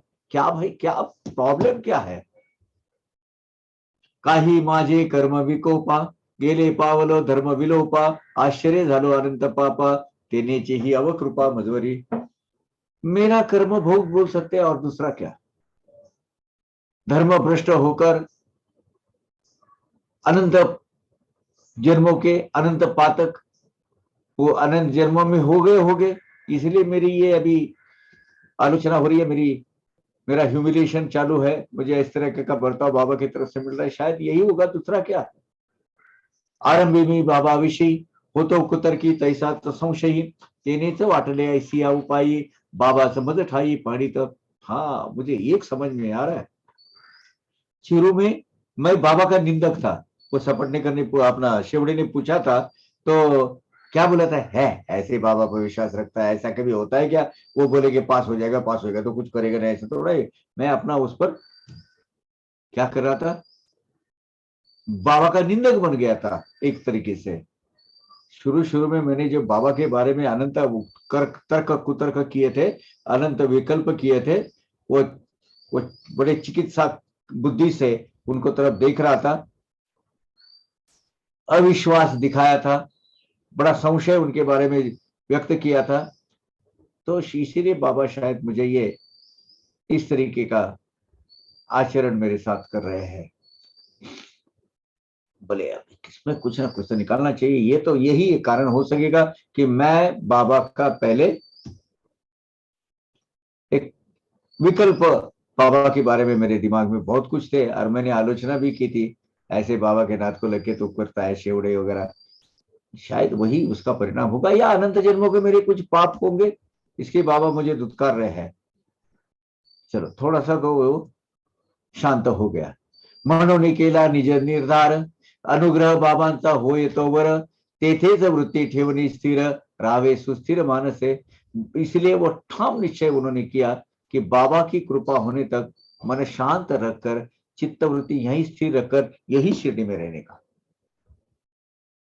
वैसे भी मैं बहुत मालिका चल रही है संकटों की मेरे ऊपर, बहुत सारी दिक्कतें तकलीफों से गुजर रहा हूं, बड़े संकटों से गुजर रहा हूं। यहाँ मुझे कुछ हद तक स्थिरता प्राप्त हुई है, पता चला है कि क्या हो रहा है। चलो बाबा का अनुग्रह लेने के बाद ही शिरडी से जाना है, अभी तो जाना ही नहीं, हटना ही नहीं ऐसे। त्रिविध तापे तापलेला, वरी साईच्या दर्शना भुकेला, ऐसा कुण विनमुख गेला, दोन निवाला अंतरी। अरे संसार ताप से त्रस्त होकर, संसार ताप से ग्रस्त जो लोग रहते हैं वो साई दर्शन की आसक्ति और बहुत कशी चीज में रहती है, उसकी आस लगी रहती है। ऐसे लोग, ऐसा कौन आदमी है साई दरबार के दरबार से खाली हाथ लौटेगा और सुख समाधान, इस आनंद न पाते पाते हुए, समाधान न पाते हुए वापस जाएगा? ऐसा कौन हो सकता है? कोई नहीं हो सकता। सपटने करने अपनी खुद के ऐसे अपने आप को समझा दिया कि देख, बाबा का दरबार है, यहाँ तो प्रसन्न होकर ही जाएगा, अच्छा आशीर्वाद पाकर ही जाएगा। आज तेरे नसीब में चल हट है, लेकिन लगे रहे। अपने आप को समझा दिया सपटने करके ने। तरी ते दिवशी अति उद्विग्न, गोड न लागे अन्नपान, गोड न लागे गमनागमन, उन्निद्र नयन से जेवर। लेकिन कुछ भी हो गया तो बाबा बाबा के कहने का असर इतना हो गया था सपटने कर, किसमें उसका दिल ही नहीं लग रहा था। कई ध्यान ही नहीं वो बटोर पा रहे थे। अन्न पानी, अनाज पानी खाने पीने पर भी उनकी इच्छा उड़ गई थी। मन की बड़ी खलबली बच गई थी अंदर, और ठीक तरीके से सो भी नहीं पा रहे थे। ऐसा क्यों? ऐसा क्यों? जवळ नाही कोणी अवांतर, बाबाचे ऐकले असते गादीवर, साधुनी ऐसा अवसर, धरावे चरण बाबांचे। बाबा अकेले ही मस्जिद में बैठकर, कोई आजू बाजू में नहीं है, ऐसा देखकर सीधा जाके बाबा के चरण पकड़ने के और बाबा की कृपा संपादन करने की ये दृढ़ निश्चय कर लिया सपटनेकर जी ने, और गए। करीत निश्चय सपटनेकर, फळाशी आला त्यांचा निर्धार, होनिया सदगतितांतर, धरित चरण बाबांचे। और ऐसा मौका देखते कोई आजू बाजू में नहीं, वो मस्जिद भाई में गए और गए, और जैसा तय हुआ वैसा बाबा के चरण छुए। उनकी जो मन की इच्छा थी वो फलद्रूप हो गई, और एक निवांत क्षण में उनको ये मौका, ये अवसर प्राप्त हुआ। और बड़े भक्ति भाव से सब, मतलब उनका गला रुंध गया, आवाज फूटने लगी, आंख से आंसू न लगे, और बाबा के चरण उन्हें पकड़ लिए। पायावरी ठेवीता शिर, बाबा तयावर ठेवीत निज कर, पाद संवाहन करीत सपटनेकर, आली एक बाई धनगर तो। सपटनेकर ने बाबा के चरणों पर पैर रखे और वो पकड़ के रखे। आशीर्वाद, बाबा ने भी उनको आशीर्वाद दिया। बाबा ने सपटनेकर के सर के ऊपर हाथ रखा, सपटनेकर बाबा के पाद संवाहन करने लगे, बाबा के पैर दबाने लगे। इतने में एक धनगर समाज, शेफर्ड जो होते हैं ना, जो भेड़ बकरियां चराने वाले, बकरियां, खासकर बकरियां चराने वाले, वो एक औरत मस्जिद बाई में आ गई। बाई तेतास तेथवर, रगडू लागली बाबाची कंबर, बाबा नित्यक्रमानुसार वार्ता तिथ बरोबर करीतात। वो धनगरबाई जो समाज की जो लड़की औरत थी, वो आ गई मस्जिद बाई में और बाबा का कमर रगड़ने लगी, वो सेवा करने लगी। बोले बाबा की काफी, जैसे कौजल की मौसी है वैसी परिचित थी, इसलिए बाबा का कमर वो दबाने लगे। बाबा हमेशा की तरह नित्य अनुक्रमानुसार उनके साथ गपशप करने लगे वो। और उसके बाद वार्तेचा त्या चमत्कार, लक्षपूर्वक सपटनेकर ऐकाती ती त्यांची समग्र अक्षरे अक्षरे आढळली। अब बाबा जो कथा बयां कर रहे हैं वो औरत को, वो कमर दबा रही है और ये हाथ पैर दबा रहे हैं सपटनेकर, और वो बाबा उसको जो कह रहे हैं वो हाँ हाँ हाँ बोल रहा है, लेकिन सपटनेकर के दिमाग में आ गया, उसके समझ गया वो इमीडिएटली, ये अपनी कथा है, ये मेरी कथा है, मुझे बता रहे बाबा। जरी होकार धनगरी देत, सपटनेकर आश्चर्य भरित, आपुलेच उरता आपुले बैसले ऐकत, तेने ते चकित अंतरे। वो जो धनगर बाई थी, धनगर समाज की, शेफर्ड समाज की जो बाई थी, वो कथा हाँ हाँ हाँ बोल रही थी। बाबा बोल रहा है, वो भी हाँ हाँ कह रही है, लेकिन सपटनेकर समझ गए ये अपनी ही कर्म कहानी है। बाल बाल उनको बिल्कुल, मतलब इन्हें उनको बिल्कुल 100% खातरी हो गई उनकी कि ये, और बड़ा आश्चर्य हुआ, अरे ये अपनी कथा बाबा सुना रहे। गोष्ट ती एका वाणियाची, परिवस्तुता होती त्यांची, त्यातची त्यांचे मयत मुलाची, वार्ता मृत्यूची निघाली। अब बाबा जो कथा बोल रहे थे, वो बयां कर रहे थे, उसका जो चरित्र नायक था, वो चरित्र नायक एक आदमी, बनिया था। वाणी यानी ये पदधारी जो होते ना वो। वो, लेकिन वो 100% हूबहू सपटेकर की कथा थी। अब उसमें वो कथा में सपटेकर का जो लड़का, अकेला इकलौता एकमात्र लड़का 1913 में जो गया था, उनके अकाल जिसका मृत्यु हो गया था, उसकी कथा भी आ गई। कोणी अत्यंत परिचित, नातेवाईक सांगे वृत्त, जन्मापासून मरणापर्यंत तैसेच ते साध्यंत कथियले।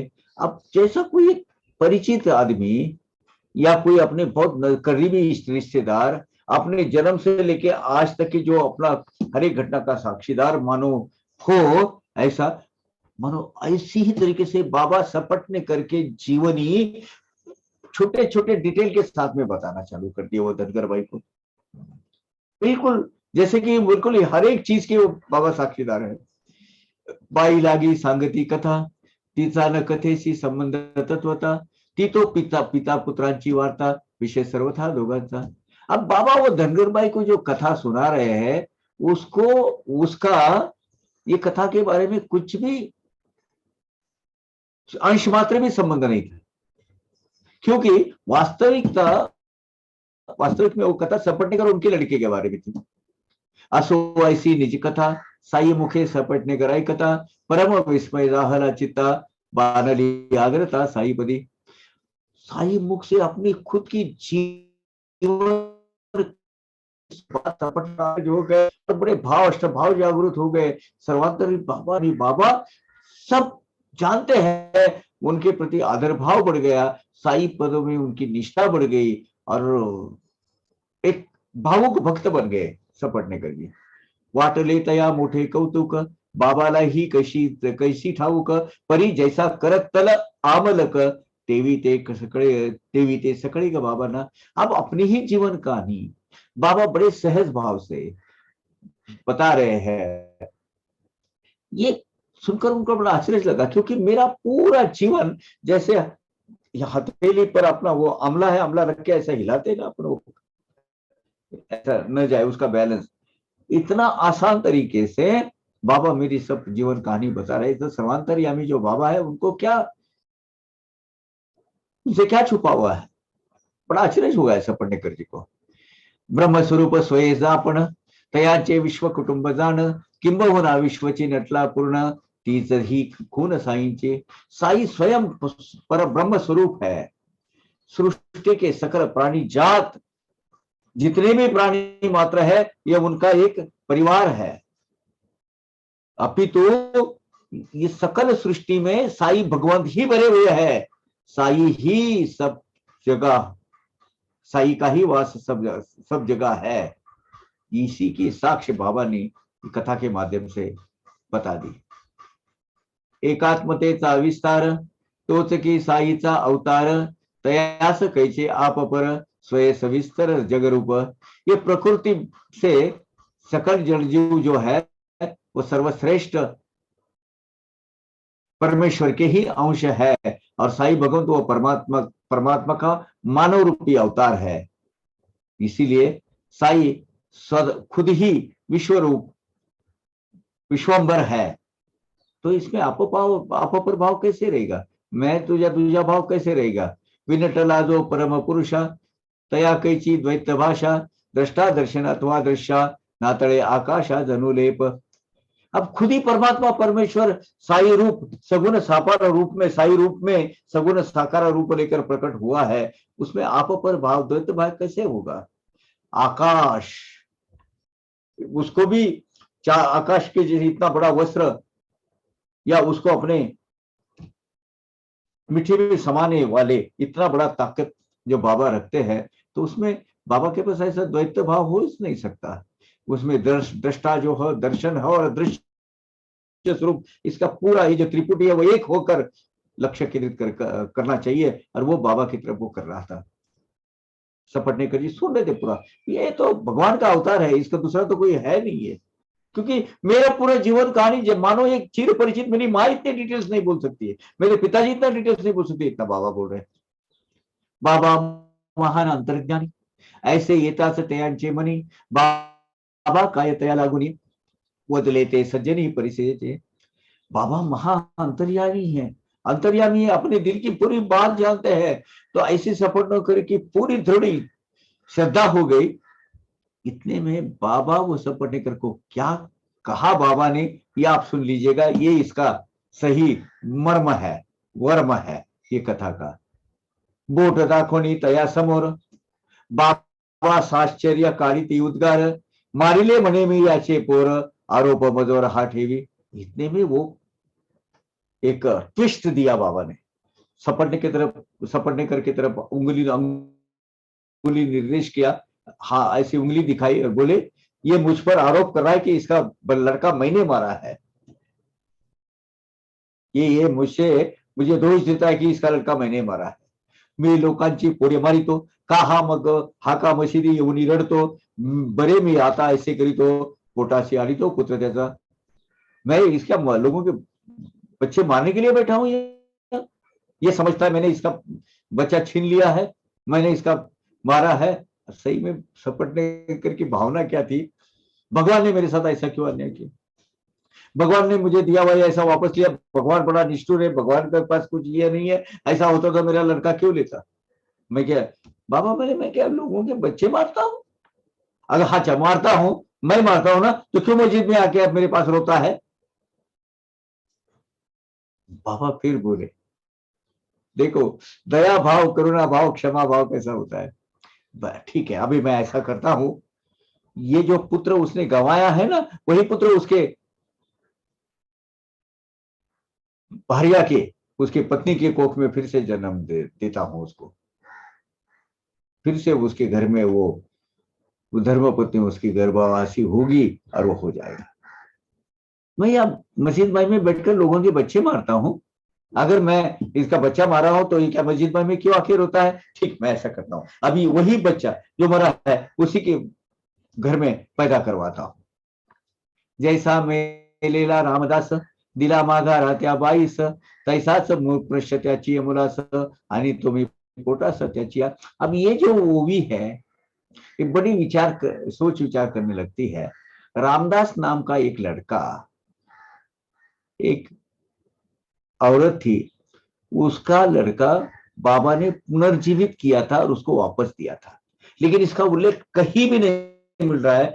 बाबा के जो समांतर जितने भी साहित्य है, जितना भी ऑथेंटिक लगता है, उसमें कहीं भी इसका उल्लेख नहीं है, और इसका जिक्र अभी भी आगे कहा भी नहीं है। तो ये है, लेकिन जैसा मरा हुआ रामदास, वो मेरे उसके भाई को मैंने वापस किया था, वैसे ठीक उसी तरह वो इसके लड़के को इसी के पेट में मैं फिर से लाता हूं, ये बाबा ने आश्वस्त किया।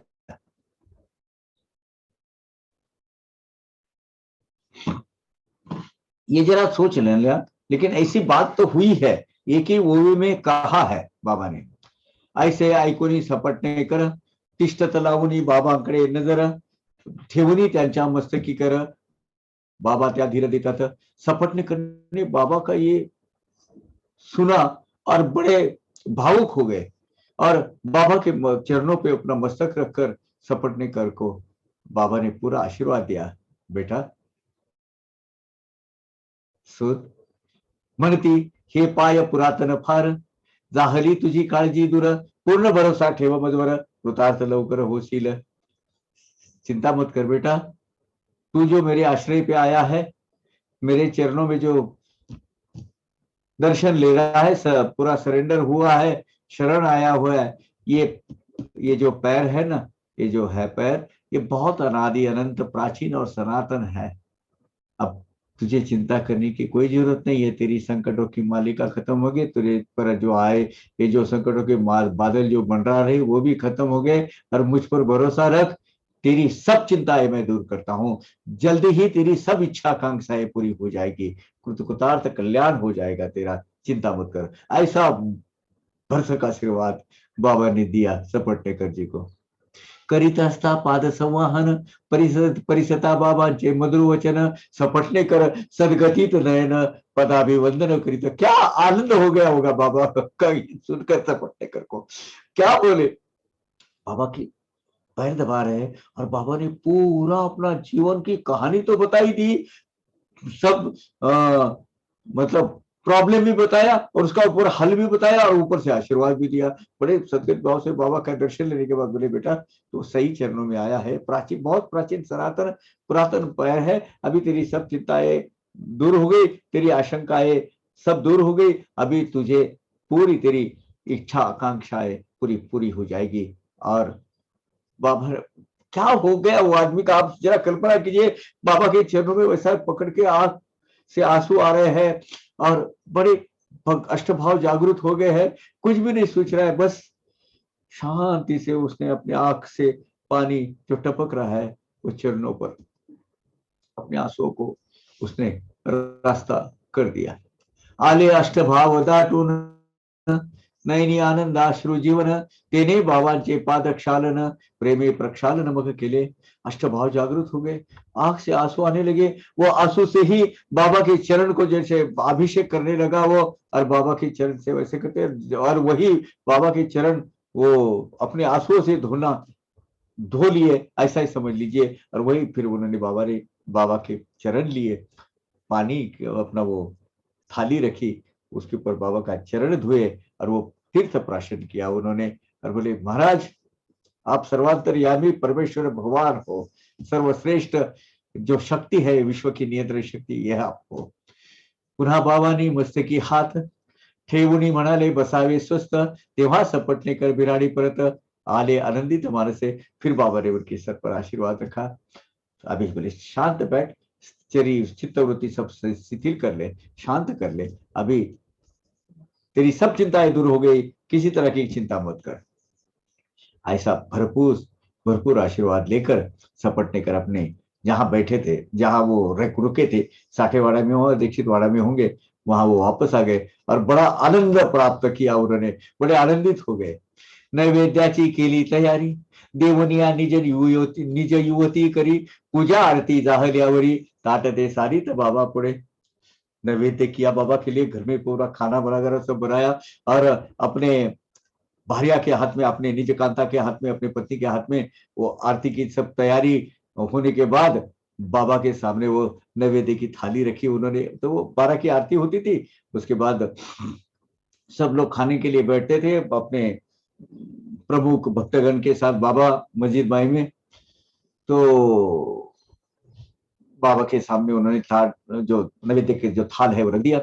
मग प्रोक्षणीया पात्रास करोनी संविधि नेत्र स्पर्श प्राण प्राण अपान व्यान आदिकास अर्पोनी मग बाबा असं समर्पिला।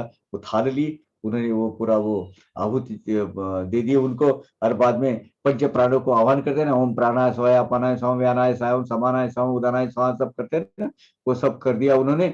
वो प्राण पंच प्राणों का किया और बाबा को बोले बाबा ग्रहण कीजिए।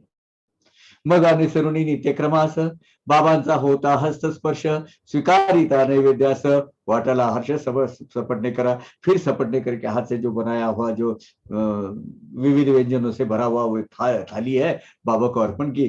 बाबा ने प्रसन्न भाव से उसको स्वीकारा, खाने लगे। बहुत आनंद हो गया सपटने कर को, आनंद आनंद आनंद आनंदी हो गया चारों तरफ। मग त्रयस्थ इतर भक्त होते बाबांचे पाया पडत, शिरले सपटणे करत त्या गर्दीत।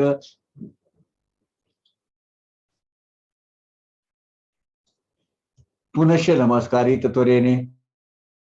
मग फिर उसके बाद खाना हो गया बाबा का, बाद में हाथ में आ गया, सब बाहर लोग जो इंतजार कर रहे थे सब बाबा के दर्शन के लिए जाने लगे, नमस्कार करने के लिए। वो गर्दी में, वो जो भीड़ में है, वो सपटने कर भी आए और उन्होंने बाबा से के फिर से दर्शन लिए। आसो ऐसिया त्या घाईत मस्तका मस्तक आथडत, बाबा तेव्हा सपटणे करा प्रत कैसे अनुवादित संतपने। अब ये नमस्कार करे, वो नमस्कार करे, वो नमस्कार करे, पूरी भीड़ हो गई, तांता लग गया लोगों का आजू बाजू में पूरा, एक एक दूसरे के माथे एक दूसरे को लग रहे। अब उसमें सपटनेकर भी दर्शन लेने के लिए अपने जूझ रहे हैं।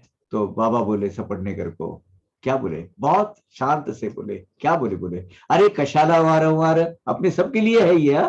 कुछ लोग बिल्कुल करते रहते हैं, बाबा ने क्या कहा बोलो, अरे कशाला वारंवार नमस्कारावर नमस्कार, पुरे तो केला एक बार आदर सत्कार पूर्वक। अरे किस लिए तो हमेशा बार बार बार बार दर्शन ले रहा है, भावपूर्ण सच्चे भाव से सच्चे दिल से एक बार नमस्कार कर ले, वो पूरा है। हमेशा हमेशा नमस्कार करने से वो उसका कुछ उसी वक्त वहां है, भावपूर्ण से तो एक बार नमस्कार कर मुझे पहुंच गया, स्वीकार कर लिया, प्रसन्न हो गया। असो ते रात्री होती चावडी, सपटणे कर अति आवडी, प्रेमी निघाले पालखी आघाडी, आनंद परवडी दंडधारी। उस वो दिन था किसका? चावड़ी के प्रोसेशन का था। ये अल्टरनेट डे निकलती थी ना उस वक्त, वो चावड़ी प्रोसेशन का दिन था।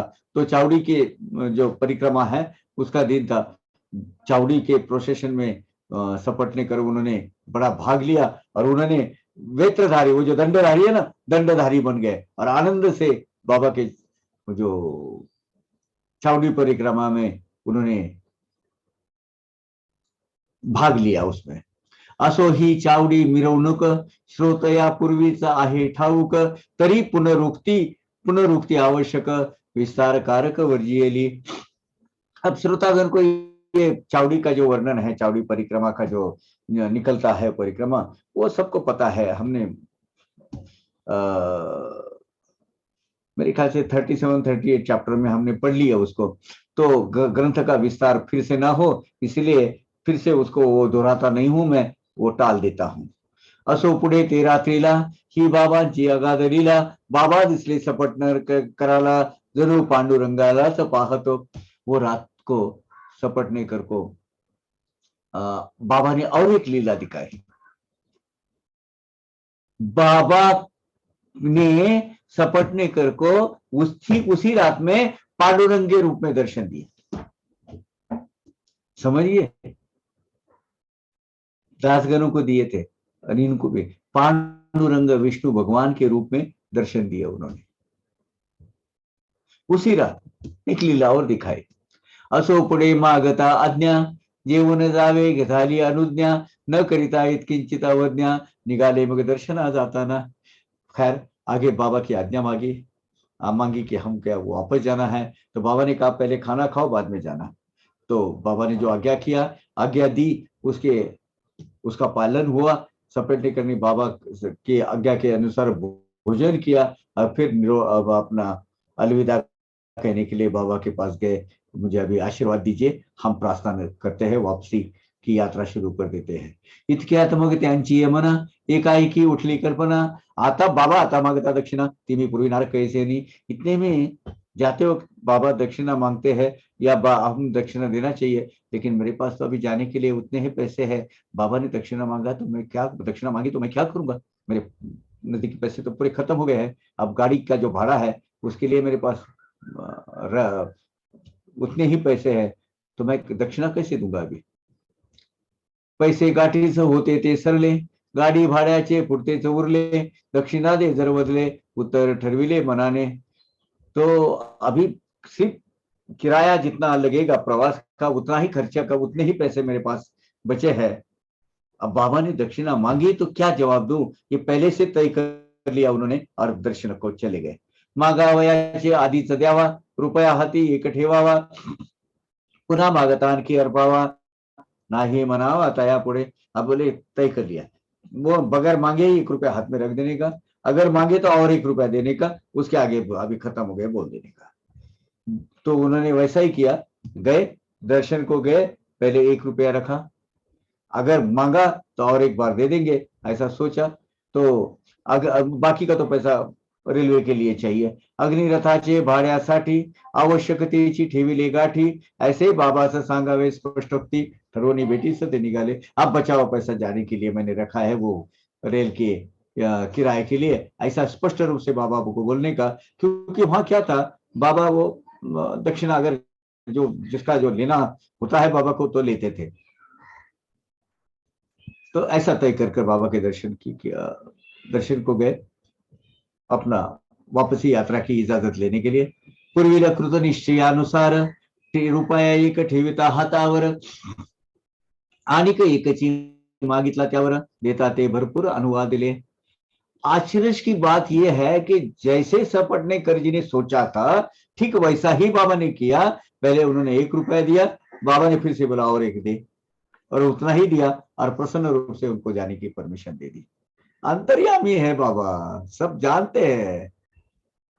और फिर बाबा ने क्या कहा, म्हणाले हा घे एक नारळ, स्वस्त्रीच्या ओटीत घाल, आणि का मग तू जाई खुशाल, सोडून तळमळ जीवाची।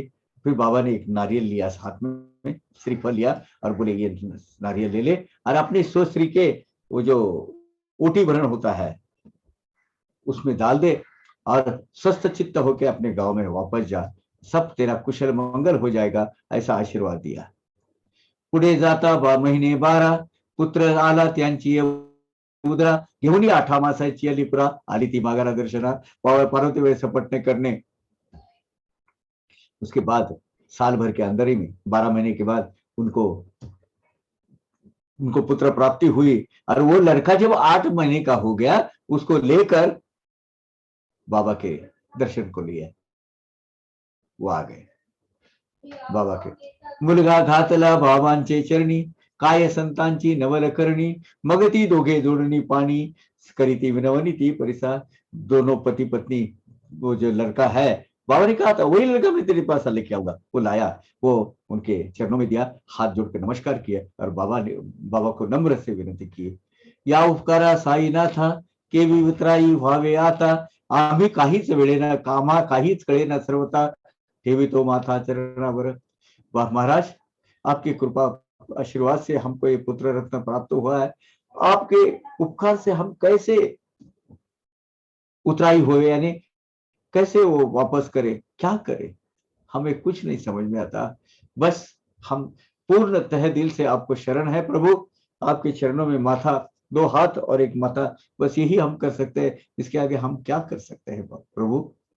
ही नदी ना आम्ही पामर, कृपा असावी साईनाथावर, आता येथुनी आता सॉरी कृपा असावी अनाथावर, आता येथुनी पुढे निरंतर चरणी तव थार असावा। ये दिन पर ऐसे ही, ये पामर पर, ये दयालु, हे परम कृपालु बाबा, हम पर, ये अनाथ दीन जनों पर ऐसी ही कृपा छाया बनाए रखना प्रभु, ऐसी हमेशा हमें अपनी छत्र छाया में रखना। अभी इसके आगे आपकी चरणों की सेवा हमें कोई दूसरा आश्रय नहीं है, यही आपको विनती है और हमें यही हमारे चरणों में, आपके चरणों में जगह देना प्रभु। जागृती माझी तैसीच स्वप्नी, नाना तरंग उठती मनी, उसत नाही दिवस रजनी, तरी तेव भजनी लावी, तरी तव भजनी लावी अम्मा। रात दिन जाते सोते सब कुछ कार्य करते, ये चंचल मन जो अस्थिर मन है वो उसको स्थैर्यता नहीं मिलती है बाबा। अनेक संकल्प विकल्प, अनेक तर्क कुतर्क हमारे मन में आते रहते हैं, जाते रहते हैं। अभी आप अपने भजनों में हमें लगा दीजिए, आपके भक्ति में हमें लगा दीजिए और हमें शाश्वत स्थैर्य की प्राप्ति कीजिए प्रभु, करिएगा प्रभु, यही आपके चरणों में हम मांगते हैं। असो पुढे मुलगा मुरलीधर, आणि के दोनों भास्कर दिनकर, यांच्या समेत सपटने कर प्रसन्नांतर झाले। फिर आगे उनको बहुत मतलब पुत्र पद आता लग गया, ये इधर मुरलीधर, भास्कर, दिनकर, ये 3 हुए, चौथा भी एक हुआ, वो जो मुझे पुणे में मिले थे, एक जेरॉक्स कॉपी कर रहा था और उस वक्त वो आए और मैं मेरे सपटने कर का लड़का हूँ, वो चौथा लड़का, वो वकालत करते हैं, पुणे में रहते हैं। तो वो जो पहला लड़का है उसको मुरलीधर नाम रखा, दूसरा भास्कर, तीसरा दिनकर, चौथा भी है उसका प्रभाकर या ऐसा कुछ नाम है, हाँ इनका नाम भूल गया मैं, लेकिन वो पुणे में रहते हैं, ये बात सही है। ऐसी उनकी वंश का विस्तार हो गया, वंश की वेली ऐसी बढ़ती गई उनकी। मग ते सवे घेऊन या भार्या, करुणी वंदन साई सदया, साधुनी चंचल मनाचे स्थर्या, होनी कृतकार्या परतले। फिर दया घने साई समर्थ के दर्शन लेकर वो दोनों भी पति पत्नी बड़े आनंदी भाव से अपने बच्चे को लेकर सुख समाधान की प्राप्ति हुई उनको और अपने गांव में वापस चले गए। कितनी विलोभनीय कथा है ना, कितनी मधुर कथा है ये। कथा सांगावी संकलित, होता मनी आरंभी हेत, परिवदविता साईनाथ, तेनेचा हा ग्रंथ विस्तारला। वास्तविक मैंने जो आयोजन किया था, हिमाड़ भंजी कह रहे हैं कि ये कथा बड़ी संक्षिप्त रूप से थोड़ा एब्रीवेट वर्जन उसका बताऊं, लेकिन क्या करूं, साईं बाबा ने ऐसी प्रेरणा दी कि पूरा सविस्तार से मुझे ये कथा मैं सुनाता गया और इस तरह से ग्रंथ का विस्तार होने लगा। लेकिन जो कथा है सुनने के बाद सिर्फ श्रोताजनों को, वक्ता और श्रोता दोनों को भी आनंद की अनुभूति आई ही होगी। तयासी हा हे मार शरण, पुढील कथेचे अनुसंधान, तात्पर्यार्थ दिग्दर्शन, श्रोतया लागून करीत असे। साई भगवान को ये हिमाडपुत्र संपूर्णता शरण है। आता श्रोताजन को अगले कथा क्या कहने वाला हूं उसका थोड़ा हिंट देता हूं, सुतोवाच करते नहीं, हिंट देता हूं और ये कथा सादर करता हूं। ती कथा ती यावनी बहुगोड, चमत्कार चीजेया आवड, ऐसिया एका भक्तांचे कोड, पूर्वेले तो नितोड साईनी। ये एक अगली वाली कथा भी बहुत सुंदर है, अपूर्व ऐसी कथा है। ये चमत्कार देखने में, अनुभूति लेने में जो भक्तों को रुचि रहती है, ऐसे भक्तों का मनोरथ बताने के लिए, और ऐसे मनोरथ उसकी जो इच्छा पूरा करने के लिए साई नारायण भगवान ने उस पर क्या उपाय किया, ये कथा ये बोलती है। और बहुत अच्छी कथा है, ये बहुत अच्छी कथा है। मेरे ख्याल से ये कथा वही है, उन पचे हदेवे हरि का नोबा, हरि का बेटा जरी का फेटा वही कथा ये आएगी अभी।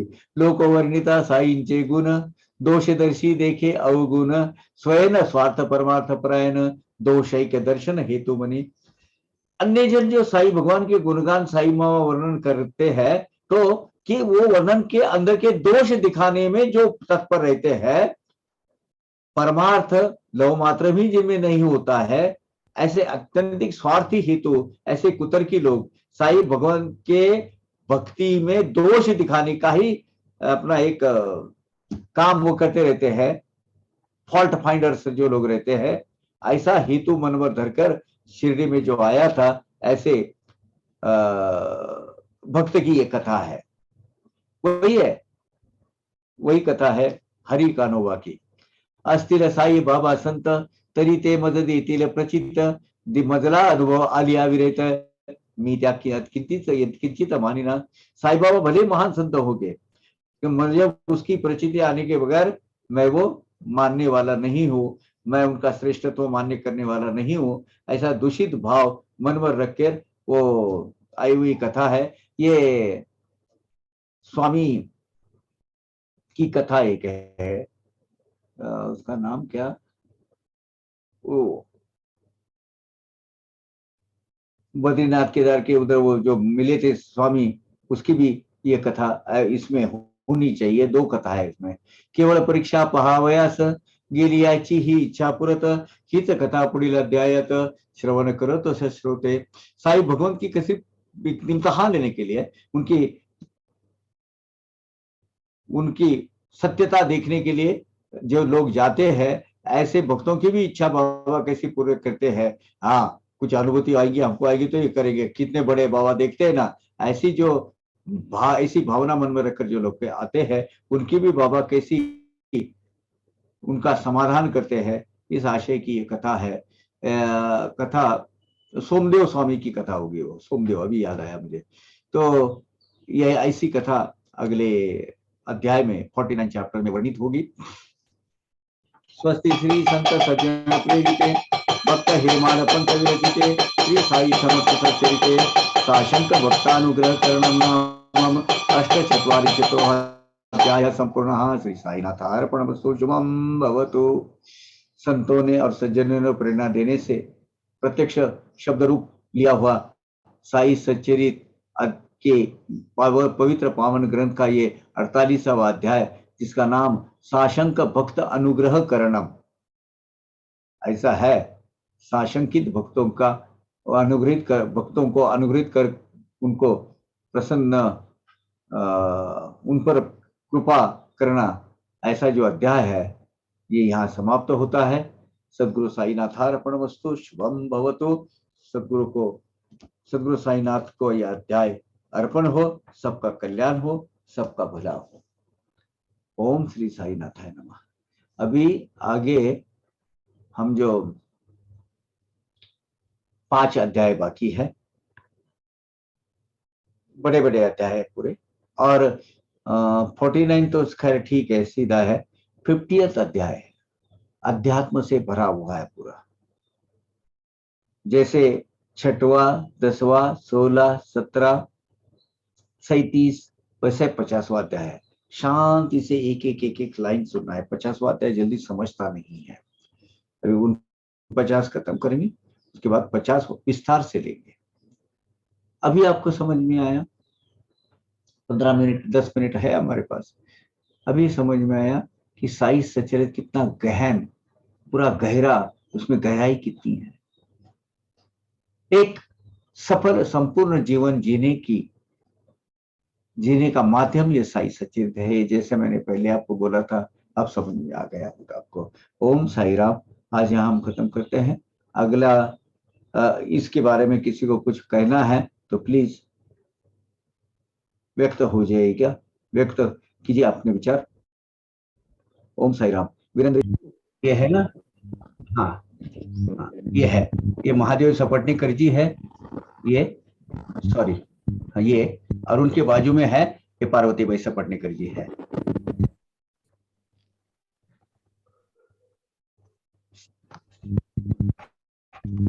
ये पार्वती बाई, इनको सपना था, गिरा था वो जो पुनेरी पगड़ी पहने हुए हैं, वो महादेव सपटनीकर जी, और ये पार्वती बाई सपटनीकर जी।